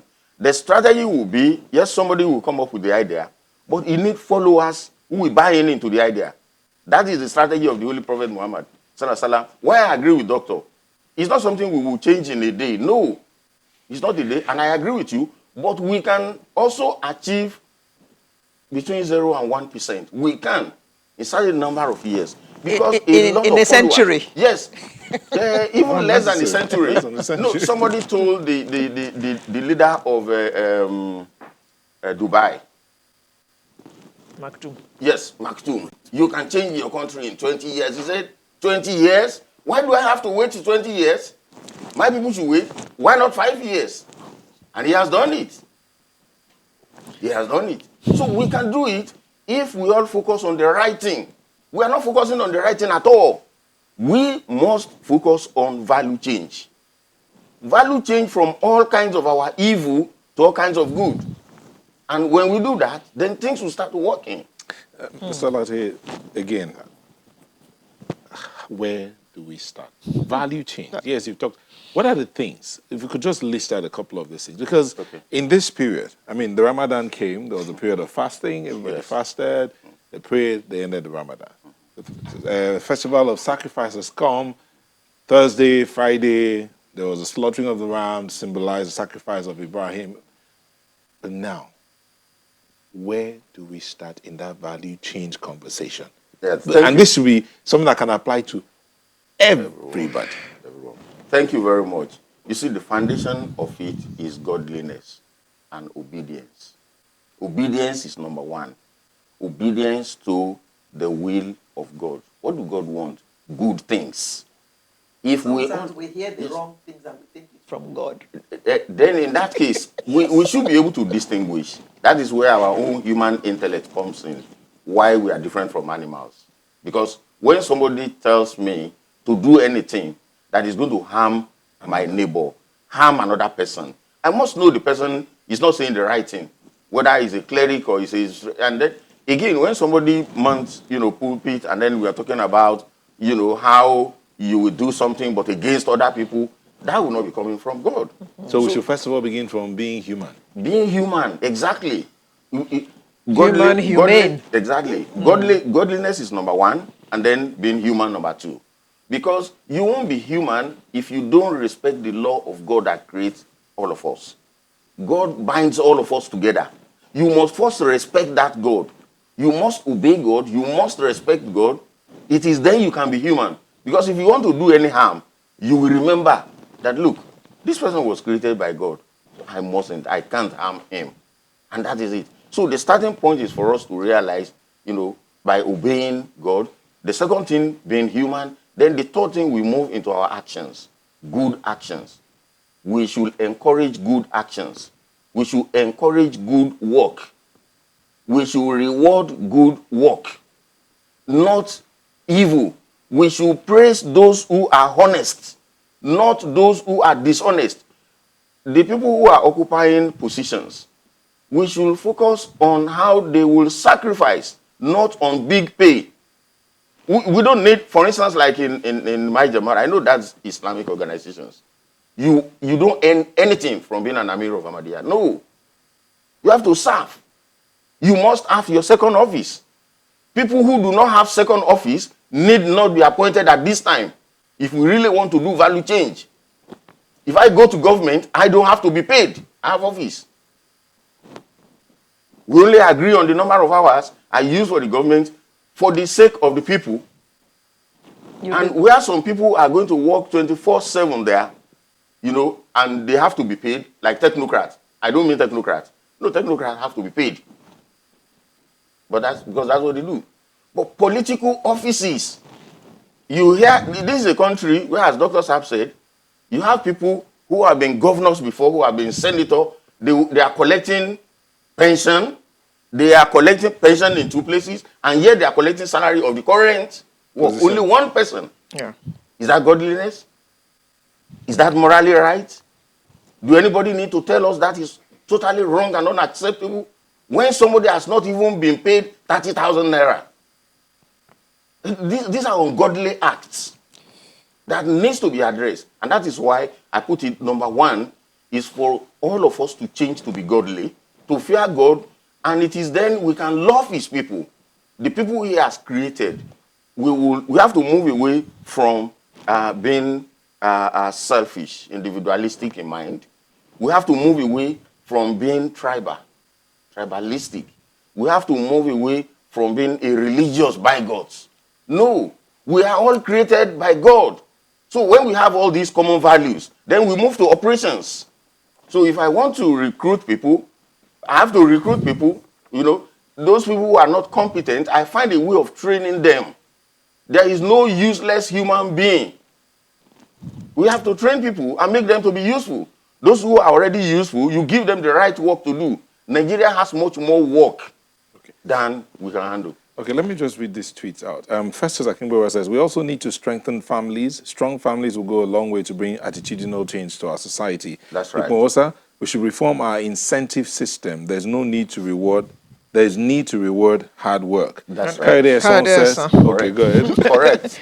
I was emotionally touched when the guest speaker mentioned the old Yoruba literature books we read in primary school. That's right. They are truly character molders. That's right. Trojan says, Barrister Aziz Alatoye is a role model and leads by examples in all of his doing with utmost ethical conduct. Well done, sir. Thank you very Let's hope much. your example can be copied by all of us. As we wind down, Thank you very much. Dr. Timei, what would you say to the faithful and Nigerians in general and the world at large? Yeah, well, I think the way out, or the way out of this problem, because it's so broad, so You have 5 seconds. 5 seconds. So our approach has to be multi-sectoral, multi-dimensional, and multifaceted. Every sector should play a role. The religious, also the media houses, the political class, everybody should accept value change. Barrister Alatoye, 10 seconds. Thank you very much. My advice to us is we should start from where we should start. We should all be godly. That's number one. Number two, we should love ourselves. We should avoid discrimination. Number three is we should avoid all vices, all evils, including lying, corruption, stealing. They are acts of ungodliness. Okay. Thank you very much, Barrister Folorunsho Alatoye, Amir Ahmadiyya Muslim Jamaat, Nigeria. Dr. Said Timei, lecturer, foreign languages, Lagos State University. Thank you both for sharing today with us. Thank you very much. And happy Eid al-Fitr. Sunrise will be back in a moment. Just stay with us.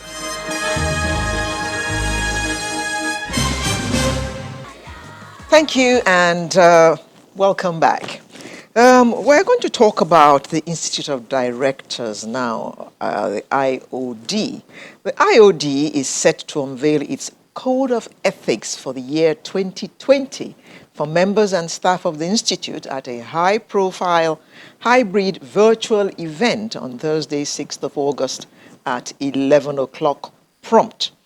These codes of ethics will serve as a guide for all Institute's members and its personnel on the practice of sound business ethics and principles. We have with us this morning the chairman of the Ethics Committee, Mrs. Amina Oyagbola. Thank you very much for coming. We also have a member of the Ethics Committee, Dr. Nosike Agoke. Thank you very much. Good morning. Thank you for joining us. The Director General of the Institute will be joining us at some point during this discussion. That will be Mr. Dele Alimi. So this, Mrs. Oyabola, is going to be a high-profile event. What exactly about this makes this such a big event for the IOD? Well, for us, it's a huge milestone. I mean, so the Institute of Directors has always had, a code of ethics. But what we've done is that as a committee, following the mandate of Mr. President and Chairman of Council, we were given a specific mandate to revise, the existing code and come up with a clear code of conduct, a code of ethics for members and also for management and staff. So this is a process that started in 2018. So it's gone through extensive reviews, a lot of research, and so on and so forth, referencing, other global best practice codes, and also looking at, the kind of codes that are available on the market, and of course also referencing the 2018 Code of Corporate Governance. And in the process, we've now come forward with this coalition, a best practice code for the Nigerian Institute of Directors. So we're calling it the Code of Ethics 2020.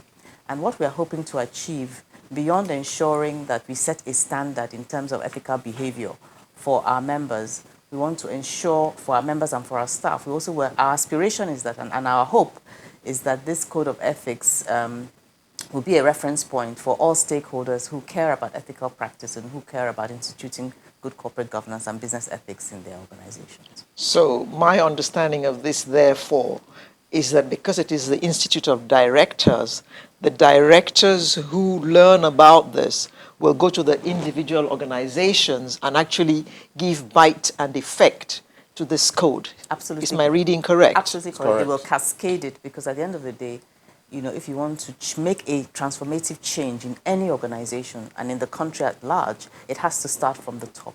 You have to set the tone from the top. So it starts, the highest organ of any institution is its board of directors or its board of governors. So if the chairman of the board and all the other directors, including the CEO of the board, embrace ethical practice, they make it a priority for them in their institution, they will cascade that down the line, and then we'll begin to see real change happen. Okay.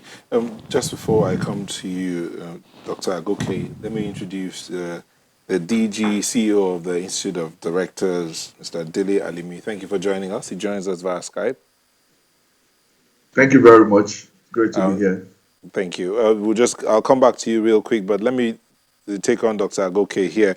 Dr. Agoke, there are those who will be wondering, because before you came in, we were incidentally talking about changing the value system in the last segment here. Those who will be wondering, if a director or directors in a company imbibe this ethics, what's the guarantee that it will really cascade down even to the gate man? Would that help in any way in affecting their value system? Certainly, just like Madam Chair said, as my chairman, like she said, there's a need for directors. Directors have got quite a lot of responsibilities. And there's a need for tone at the top. Unless the directors exhibit practices that would tell others below the line that this is the culture, it will be very difficult for you to secure their commitment to these ethical values that we're trying to propagate. Now, directors, like she said, have got a lot of responsibilities. And those responsibilities also go with liabilities. All right. So liabilities are not limited to directors. They also extend to other officers of the company. So there's a need to push the boundaries of governance, to ensure that ethical values are actually internalized, and that, in any case, why do we set up companies? We set up companies and institute a board to help to maximize the wealth of the owners of the business and other stakeholders. Now, if businesses are not run ethically, these companies may go down. I'm sure you've read or you've heard about the $1 billion fine that was imposed on Ericsson. So I always say to directors, what will it profit a company to run a business well, and then a major ethical issue comes up and it takes away all the profit that you've made? Then you are not achieving that objective of maximizing the wealth of the owners. So this is part of what the IOD is doing to ensure that ethical practices are present in organizations, not just in the private sector, but also in the public sector. Public sector. I was going to come, but we'll look at all of this in a bigger scale. But let me come to you, Mr. Alimi. The theme for this launch, or Code of Ethics 2020, is doing good business is good business. I like that itself. Doing good business is good. Doing good is good business, the ethics dimension. At the end of the day, how effective would this be? I mean, it took 2 years or thereabout to have this ethics put together. Do you think it will be effective in our nation, Asidi?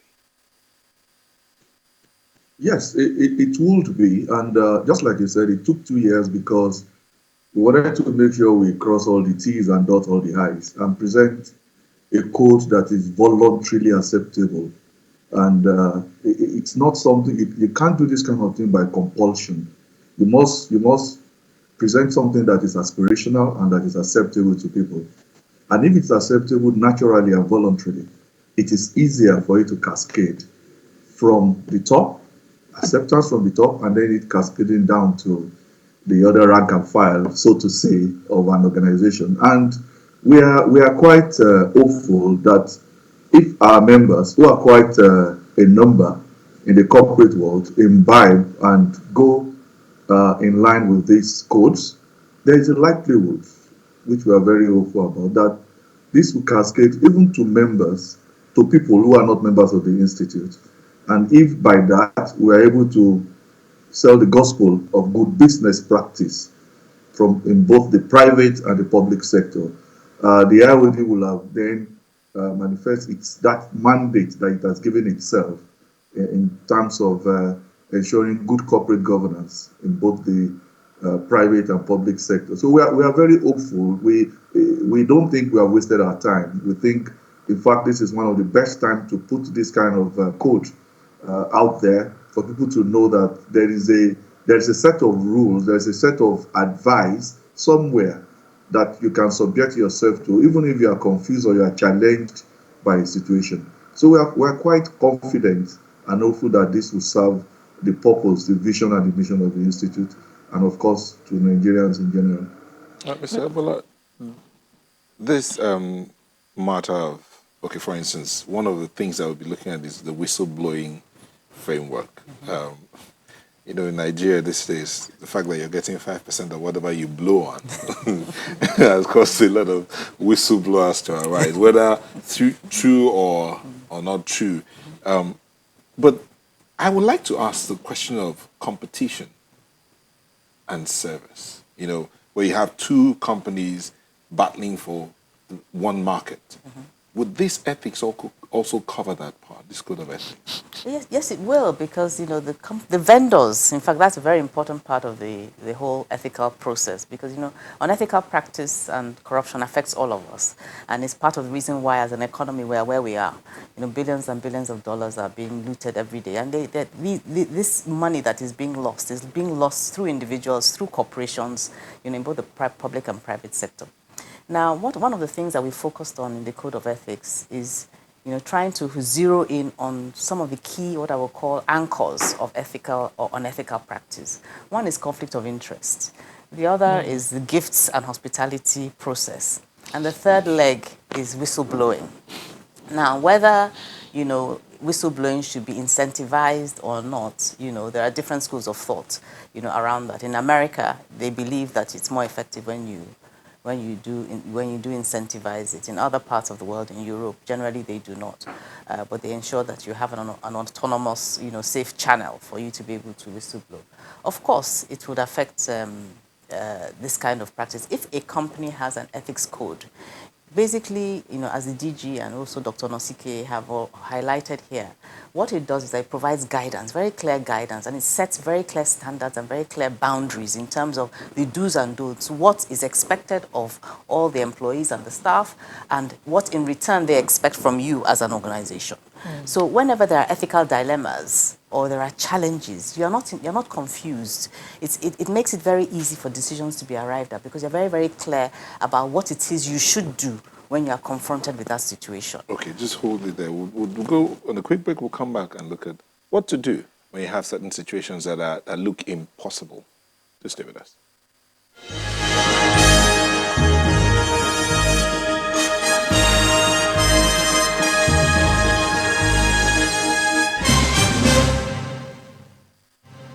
Thank you. We still have the members of the Institute of Directors here, Institute of Directors Nigeria here in our studio, and they're going to be launching their Code of Ethics 2020 on the 6th of August. We'll talk about that event shortly.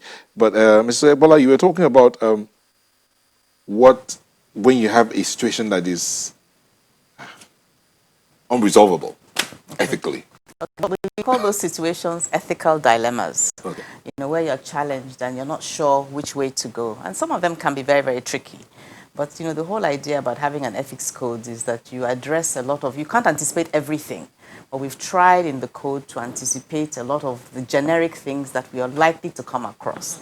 And once you have that clarity and you set the boundaries very, very clearly, like for example, with the gifts policy, which is, all of us who are in organizations, we know that, especially if you occupy a very important position, the vendors, of course, want, to get the contract, be in your good books. And in the process, either before the contract is awarded or post the contract, they will want to come and present gifts. So what is the value of gifts that you can accept that will not be perceived as an inducement or a bribe? Both the giver and the receiver of a bribe, are guilty. Yeah. Furthermore, and so both for the organizational and the employees in the organization who breach the code of conduct, there should be consequences. But even for the vendor community, it makes life a lot easier for them when they understand very clearly, they see your code of ethics and they know what is allowable, what is permissible, so that they don't get blacklisted, and so on and so forth. So it's very important that those boundaries are set very clearly, and that's what the ethics code aims to achieve. I found that a bit ticklish, so that they don't get blacklisted. I'm just extending my hand of goodwill and appreciating the person who makes sure that I get this job, and then I get blacklisted because I have crossed a boundary, right? Yeah, sure. I am trying now. I'm not just appreciating, I am actually bribing. It gets difficult, doesn't it? You were going to say something? Yeah, so, if you look at the code, you'll see where we've stated that we'll be revising it from time to time because circumstances change, challenges come, and when challenges come, they help you to think again outside the box. She talked about thresholds. I'll just give you a case, something that happened with regards to gift and hospitality. A couple on Valentine's Day went for lunch, and as soon as they walked in, they saw a supplier. The lady was the key officer of the company and saw a supplier and said, "Oh, hello, what have you come to do?" "I'm here with my family." Said, "Oh, that's good. It's also my family." And supplier was about to leave with his family, and then he paid. And after he had gone, the lady and the husband were to pay. "Oh, no, that guy paid." He said, "Why?" "It's against our policy." Ethical dilemma. So Was the money returned? Should she go after the man to give him the money back? Should she go to the office to say, "This is what happened"? So when certain circumstances present themselves, you need to go back and think. Yeah. And this is why in service level agreements, you need to bring these in so that your suppliers and contractors will know, so that they won't do such things. That's part of what we're trying to do. Okay. Salome, a few years ago, the IOD made similar noise about the what they were doing about corporate governance and how that was launched and everything. How much did that affect corporate governance in Nigeria? Thank you very much. I would say, well, it's not just a few years ago. We have continuously made that noise, and we will continue to make that noise because really, that is the whole essence of our existence as an institution. Be that as it may, let me say this: if you look at the rise, the growing number of directors in corporate organizations who have joined the institute since we started that campaign, you will know that it seems our message or our gospel is catching on. And apart from that, we have also seen an increase in the interest from the public sector. We have had invitation from both the federal and some state government to train their directors, to train their key officers in the areas of governance. When you say corporate governance, there is a way it relates only to the private sector, but we're doing this also for director level officers and permanent secretaries in federal and state government. And we have had a serious increase in the membership of the institute from the public sector. And we have been invited to organize events where governments seems now to have recognized the need to imbibe good governance in the practice of things in the public sector. So I would say yes, it doesn't seem to loom large, but in our own way we keep monitoring, and we know that what we've been doing in the last few years has had good effect. And we have had very good cooperation from relevant regulatory authorities and public institutions in this area.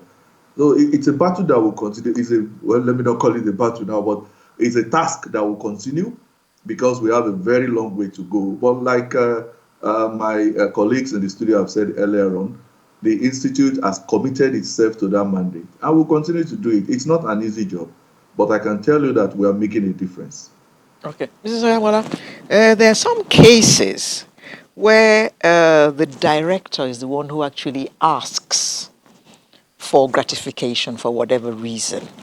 If that is brought to the notice of the institute, what happens? You see, we have a very clear process inside the code in terms of how discipline will be, effected against members who breach the code of ethics, and there are consequences once a case has been properly established.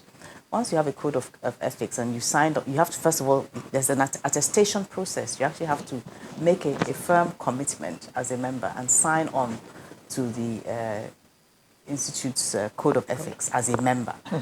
So that imposes an obligation on you, and you're essentially saying that you commit, to the tenets and the principles enshrined and embedded, in that code of ethics.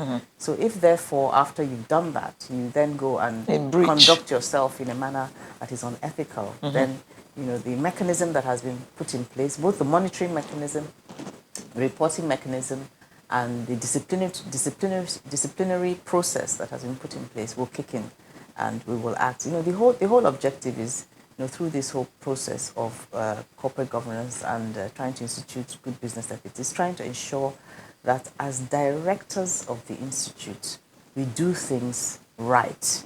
We do things the right way, in the right manner, and for the right reasons. And we demonstrate leadership. We're also trying to ensure through this process that if you call yourself a director and a member of the Institute of Directors, members of the public should be able to assume certain things immediately from that. It means you have signed on to a code of practice. It means you're expected to comport yourself and to behave yourself in a particular way, and that if you do not, members of the public can hold you to account. They can report you to the Institute and they can blow the whistle. And through that process, we're hoping that, we begin to see a change, not just, amongst our members, but as we said, in the entire landscape in Nigeria. In other words, directors who are members of the IOD should be role models. That's right. Absolutely. Thank you. Dr. Agoke, let's talk about this launch in itself. It's happening on the 6th of August, right? What's it going to be like? Well, as we've stated, it's going to be a virtual event, and we expect Thanks it to to... COVID-19. Yeah, well, we've learned a lot from COVID now, and we're still learning. We expect it to be a high-class event. Top personalities will be, participating. In terms of those who will be guest speakers, the chairman, well-known Nigerian. Nigeria has a role to play. But I think what is important to mention is the fact that it's not just an event.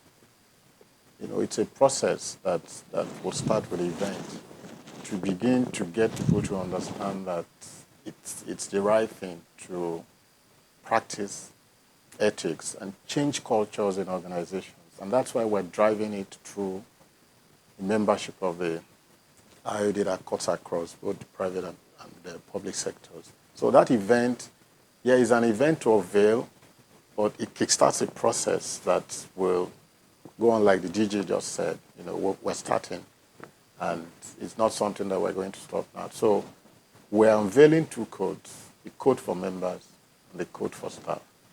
We believe that our members, like Madam Chair said, should be role models.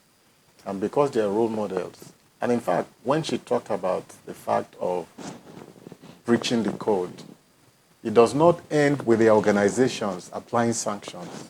The IOD will also, take action where it comes to our knowledge that a particular member who is a director has breached that code. So that event is going to be an international event, as a matter of fact. Some other persons will join us virtually outside the country. So it's going to be a big event. If I may. Yes, please. If I may also just add to what Dr. Nosike, has said about the event. So we have carefully curated the participants, at the event. So it's a milestone event which will kickstart a process. So the CEO of the Ethics Institute in South Africa is actually going to help to moderate, and he's an expert, a subject matter expert and a thought leader on ethics globally. And the Ethics Institute in South Africa actually certifies ethics officers, globally. I am actually an ethics officer myself, and Dr. Nosike is also one. Then we have invited, a regulator, the CEO of the Nigerian Stock Exchange, who, of course, superintends, the capital market and, a lot of the investing community who want to have confidence in Nigeria. So this is something that he will be one of the panelists. The lead speaker will be MK Ahmad, who is also very well known, and a leader in corporate governance. I'm used to be the DG of the National Pension Commission. And of course, the chairman of the occasion is none other than Dr. Christopher Kolade, who doesn't require any introduction and is very well respected, very well known, somebody we're all very proud of. And of course, there's the gender dimension, and an ethical leader in the person of Mrs. Bola Adeshola, who is also very well known and doesn't need much introduction. And then finally, we have the perspective of a specialist, who in the whole corruption and ethics domain, our own Professor Owasonye, who is in charge of the ICPC. ICPC. So these are going to be the main speakers on the day. But in addition, we have the minister, the Minister for Trade and Investments, Mr. Otumba Adebayo, who will also be giving a goodwill message. And we have a lot of going to be recordings from people across industry who will be giving short recordings on their perspective. They've said we've sent e-copies of the code to all of them. They've been able to look at the code of ethics and to comment on it. So we'll be having their own thoughts and their perspectives on this issue. So the advocacy has already started. The other thing, if I may mention, is that beyond just coming out with the code, it's very important for us to also mention that there's help out there in terms of building capacity and building awareness in terms of how you think about ethics and how you institutionalize ethics inside your organization. There are clear frameworks and processes for doing that. And the Institute is a reference point, Institute of Directors. We also have curated, in the process of developing the code, illustrative case studies which members and members of the public will be given access to.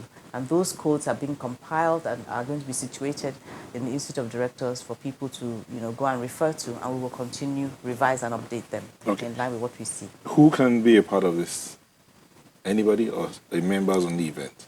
Everybody. Everybody. It's open to the public. So if you want to log in, that picture that was sliding there has login details for you to register. You have to register first to be a part of. But is there an address they can go to register? The website? Yes, the Yes, Institute of the Directors. Institute of Directors. Institute of The Directors details are there. website. Yes. You can get there to register. HTTP, it's at the base of that. Yeah, Flyer. that's what you have it. There it is. HTTP colon and all of that. So you go there to register. Open to the public is on the 6th of August. Time is 11 a.m. So you have to register ahead of time. But let's hear from the Director General about this event in 30 seconds before we go. Mr. Alimi, what do you have to say about the event? Yes, thank you very much. This is to the IOD. It's one of the most important events it has held in the last decade because it touches directly the mandate of the institute and our efforts to have a hand in cleansing the system, in cleansing our ways of doing things and our ways of doing business. And it is, I would say, a must attend for anybody that is concerned about the issue of how to run organizations properly, how to run institutions properly, and then it speaks to everybody because I'm sure Nigerians are very concerned, especially with the realities we find ourselves now. So it speaks to everybody, and you can see by the level of engagement we've had, we've engaged with almost all other part of the organized private sector. They will be there, and we are hopeful that it's going to be a successful event. But more importantly, it is important that people are able to imbibe ethics, able to acquire the code, maybe Thank you, on our Mr. Dele Alimi. Sorry, we've run completely out of time. We got to go now. Thank you very much, Mr. Dele Alimi, DG and CEO of the IOD, and who joined us via Skype. And we had in the studio Mrs. Amina Ayagbola, who is a fellow of the Institute and the chairman of the Ethics Committee, and Dr. Nosike Agoke, who is a member of the Ethics Committee of the Institute of Directors. We wish you all the best on Thursday, and we hope we will begin to feel the effects of the launch of the Code of Ethics 2020. Thank you very much. Thank you very much for having us. Thank you. Sunrise will be back for the home stretch in just a moment. Stay with us.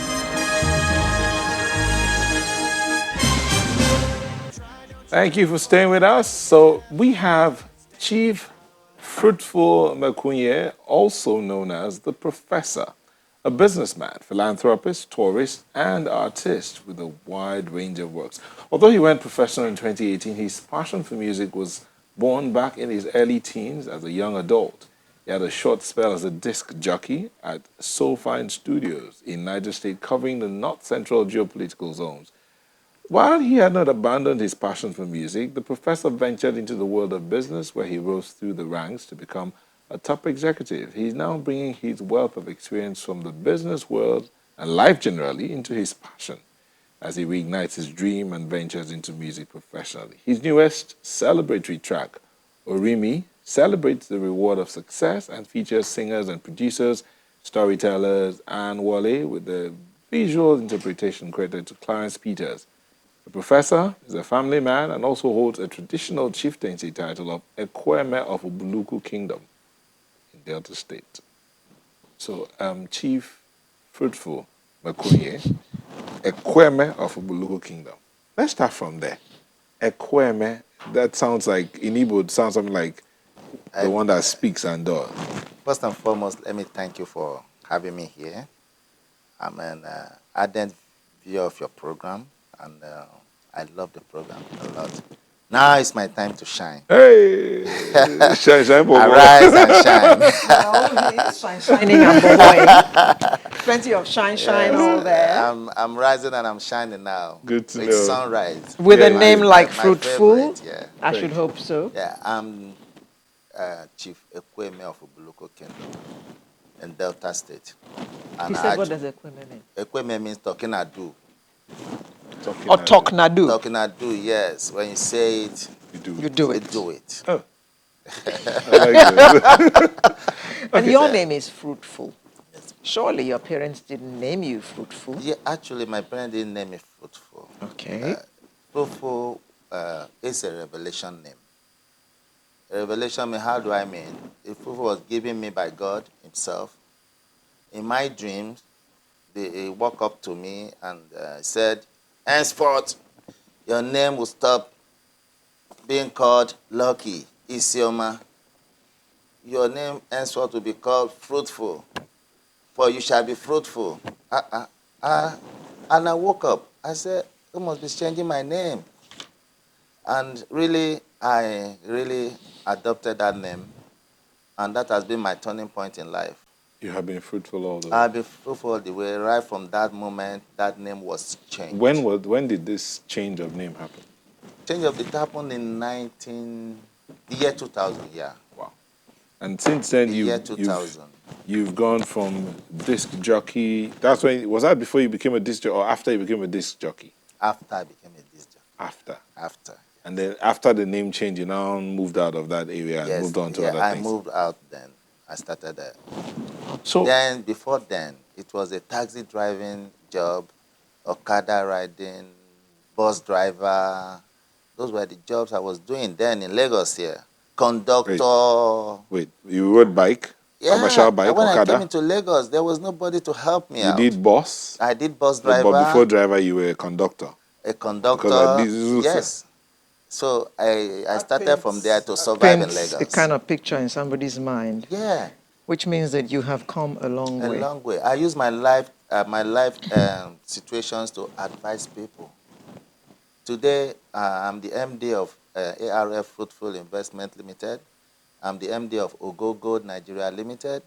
I have more than 70 workers working in Lagos here alone. Working for you. Working for me. I pay their salary. See, this is a testimony.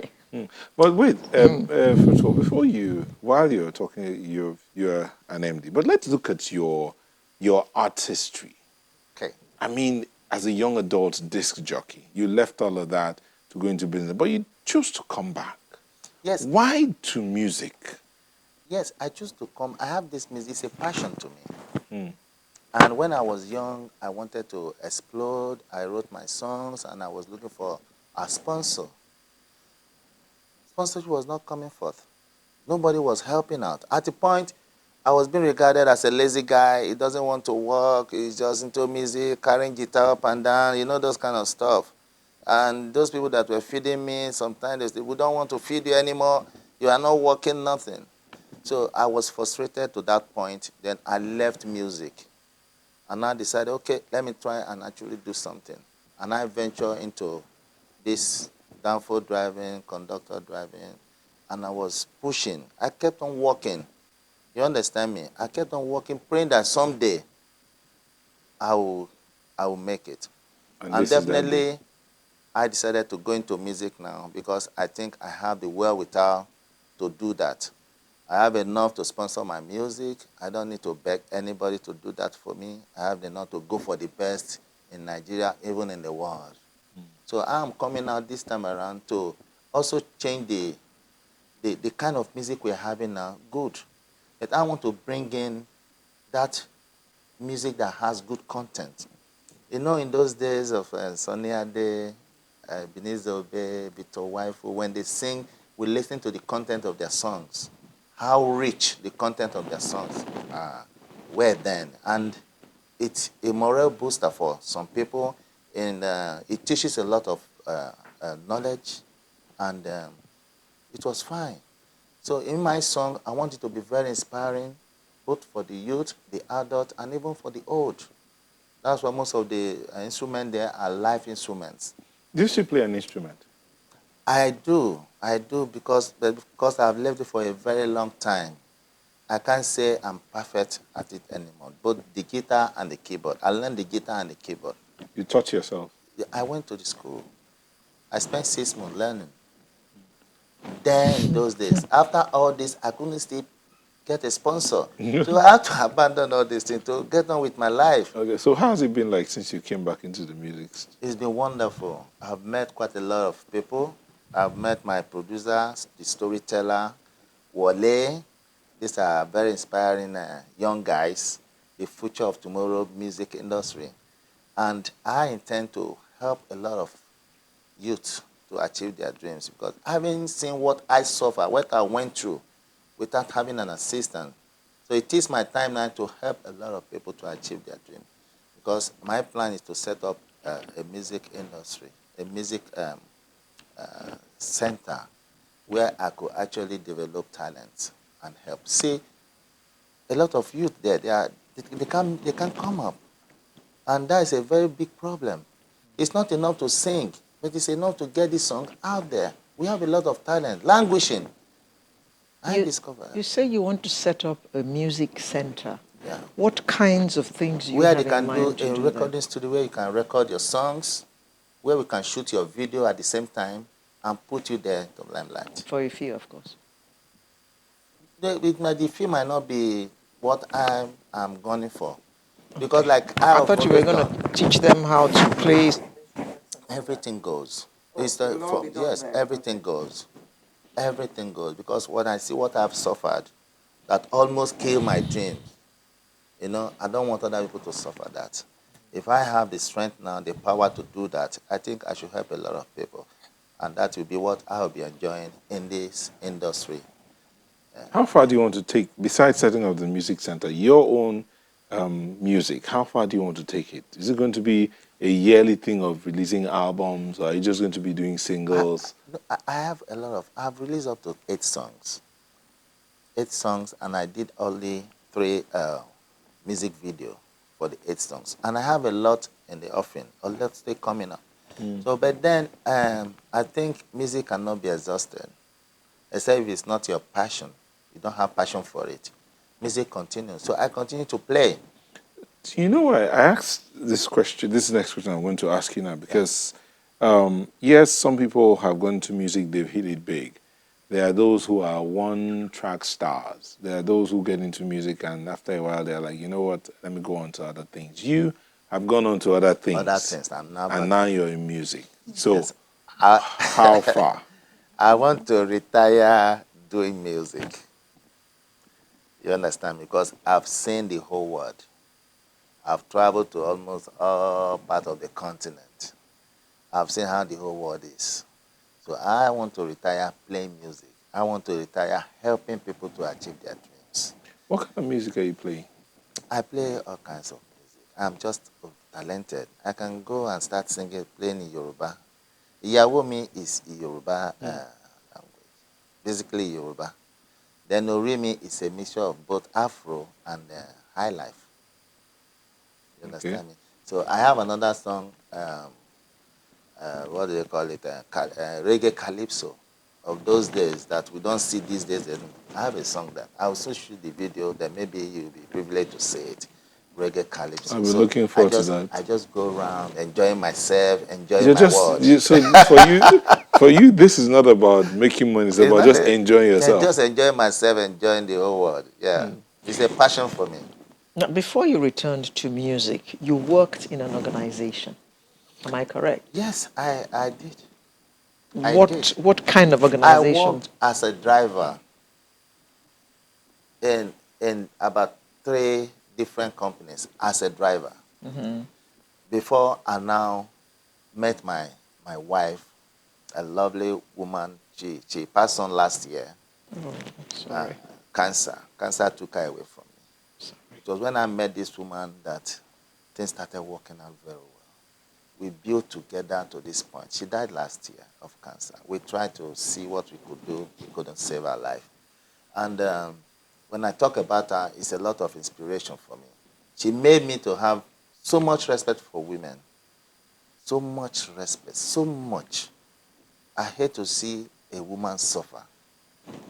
And I like to teach them if they are doing the wrong thing. Because she made me to see the other side of it. Very calm lady, very inspiring, a philanthropist, and calm.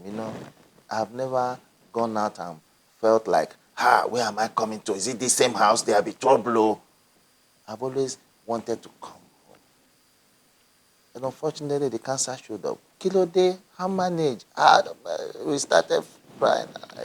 But I don't want to talk much about that. Because when I talk about that, I feel so happy. I like talking about that because it fills me with joy. Because I enjoyed a perfect life with her. So, Okay, you know what, Prof? We'll take a moment. We'll go and a quick break, and we'll come back to look at, okay, this thing you want to do for the future. You're having fun. You're building other people. Your children, are they towing the same line? Are you going to encourage them to do this as well? We'll look at all of that when we come back from this break. Just stay with us. Thank you for staying with us. The professor is still in the house. We saw that video, Orimi, right? That's the title of that one. That's Oriba Mishi. And you featured quite a number of people there, done by client speakers. Your children were in that video. Yeah, I feature my children in that video. I need to carry them along. They are good kids, eh? Are they also showing any musical traits, or you're just letting them go on there? No, unfortunately, they are not, and I'm not going to force them to journey through my path. Okay. Everybody has his own road to things to accomplish in life. So they must not be me. Like my Orimi, they must go and be their own Ori. Yes. they must go and be their own Ori, you know. Okay, so yeah, we've just seen one of your videos. What's the plan for the future? Are you working on any other videos, any other songs? I'm working on another video. In 2 weeks' time, I'm going to shoot another video, and it's going to be shot by Unlimited LA. It's somebody. It's purely Afrobeat. If you have seen Fela Afrobeat, don't just think any other thing. Be expecting a real Afrobeat that talks about the nation, the state of the nation, and it's explosive. You know, the way you talk about this thing, you just sound like this man who's, this is what I want to do. I have retired. I'm just enjoying my music. You know, and this artist thing I'm doing is just because I'm having fun. I'm having fun, but that's the truth. It's a passion for me. I'm having fun, just big time fun, because these were my dreams in my early stage in life. But now it's fun for me because I've accomplished what I wanted to accomplish. So when would this music center start up? The one you want to build for the future? It's not in the next 2 years, because I'm already have drained for big cameras, modern cameras for shooting of videos. I'm at it. So as soon as that You're putting the structures together. I'm going to join together with the storyteller. He has a wonderful studio. He brought in all the way from US. There I recorded Orimi. We are going to pull our resources together to start this. And he's a very talented producer. Is he on the same page as you as He's regards the charity part of it? He's even in channels here. He's there at the reception there. The producer of the song. So he's also looking to see that this venture builds other people too. Yes, Orimi was done by Storyteller and Wale. Those two artists are featured. They are wonderful boys. They are talented. We have not seen the best yet. Ah. Yes, we have not seen the best yet. So we are going to help in shaping the modern artists that will come up. We'll help to shape them. Yeah, that's my dream. So our dream right now is to see the result of your work, the result of all your sweat as you produce these artists and whatever they decide to be when they come out of your music center. Definitely. Thank you so much, Chief Fruitful Mekunye, who's also known as the Prof, the Ekweme one of Ubuluku Kingdom in Delta State. Thank you. The Tokonadu of Ubuluku Kingdom. Well done, well done. And we wish you well as you go on your endeavors. Yes, I'm a fulfilled guy. We can't say that. Yes, I've gotten to that peak. I like this. Well done. I wish you well. I wish your family well as well. Thank you. I appreciate it. And that is the show today. Okay, that's the show today. Sunrise today. I want to thank you for letting us be a part of your morning. We've had fun. We'll also, as we'd always say, go out there, be the best you could be. Love your neighbor as yourself. Be a Nigerian. And let's work on our values to be human and humane as well. I'm Neo Taigbe. And I'm Leroy Do, wishing you all the best through this weekend and through the following week until we be with you again next Saturday. Take care of yourselves and be the best person that you can be in the circumstances. Reach out to someone, touch someone's life. Bye-bye. Wear your mask and wash your hands. Bye.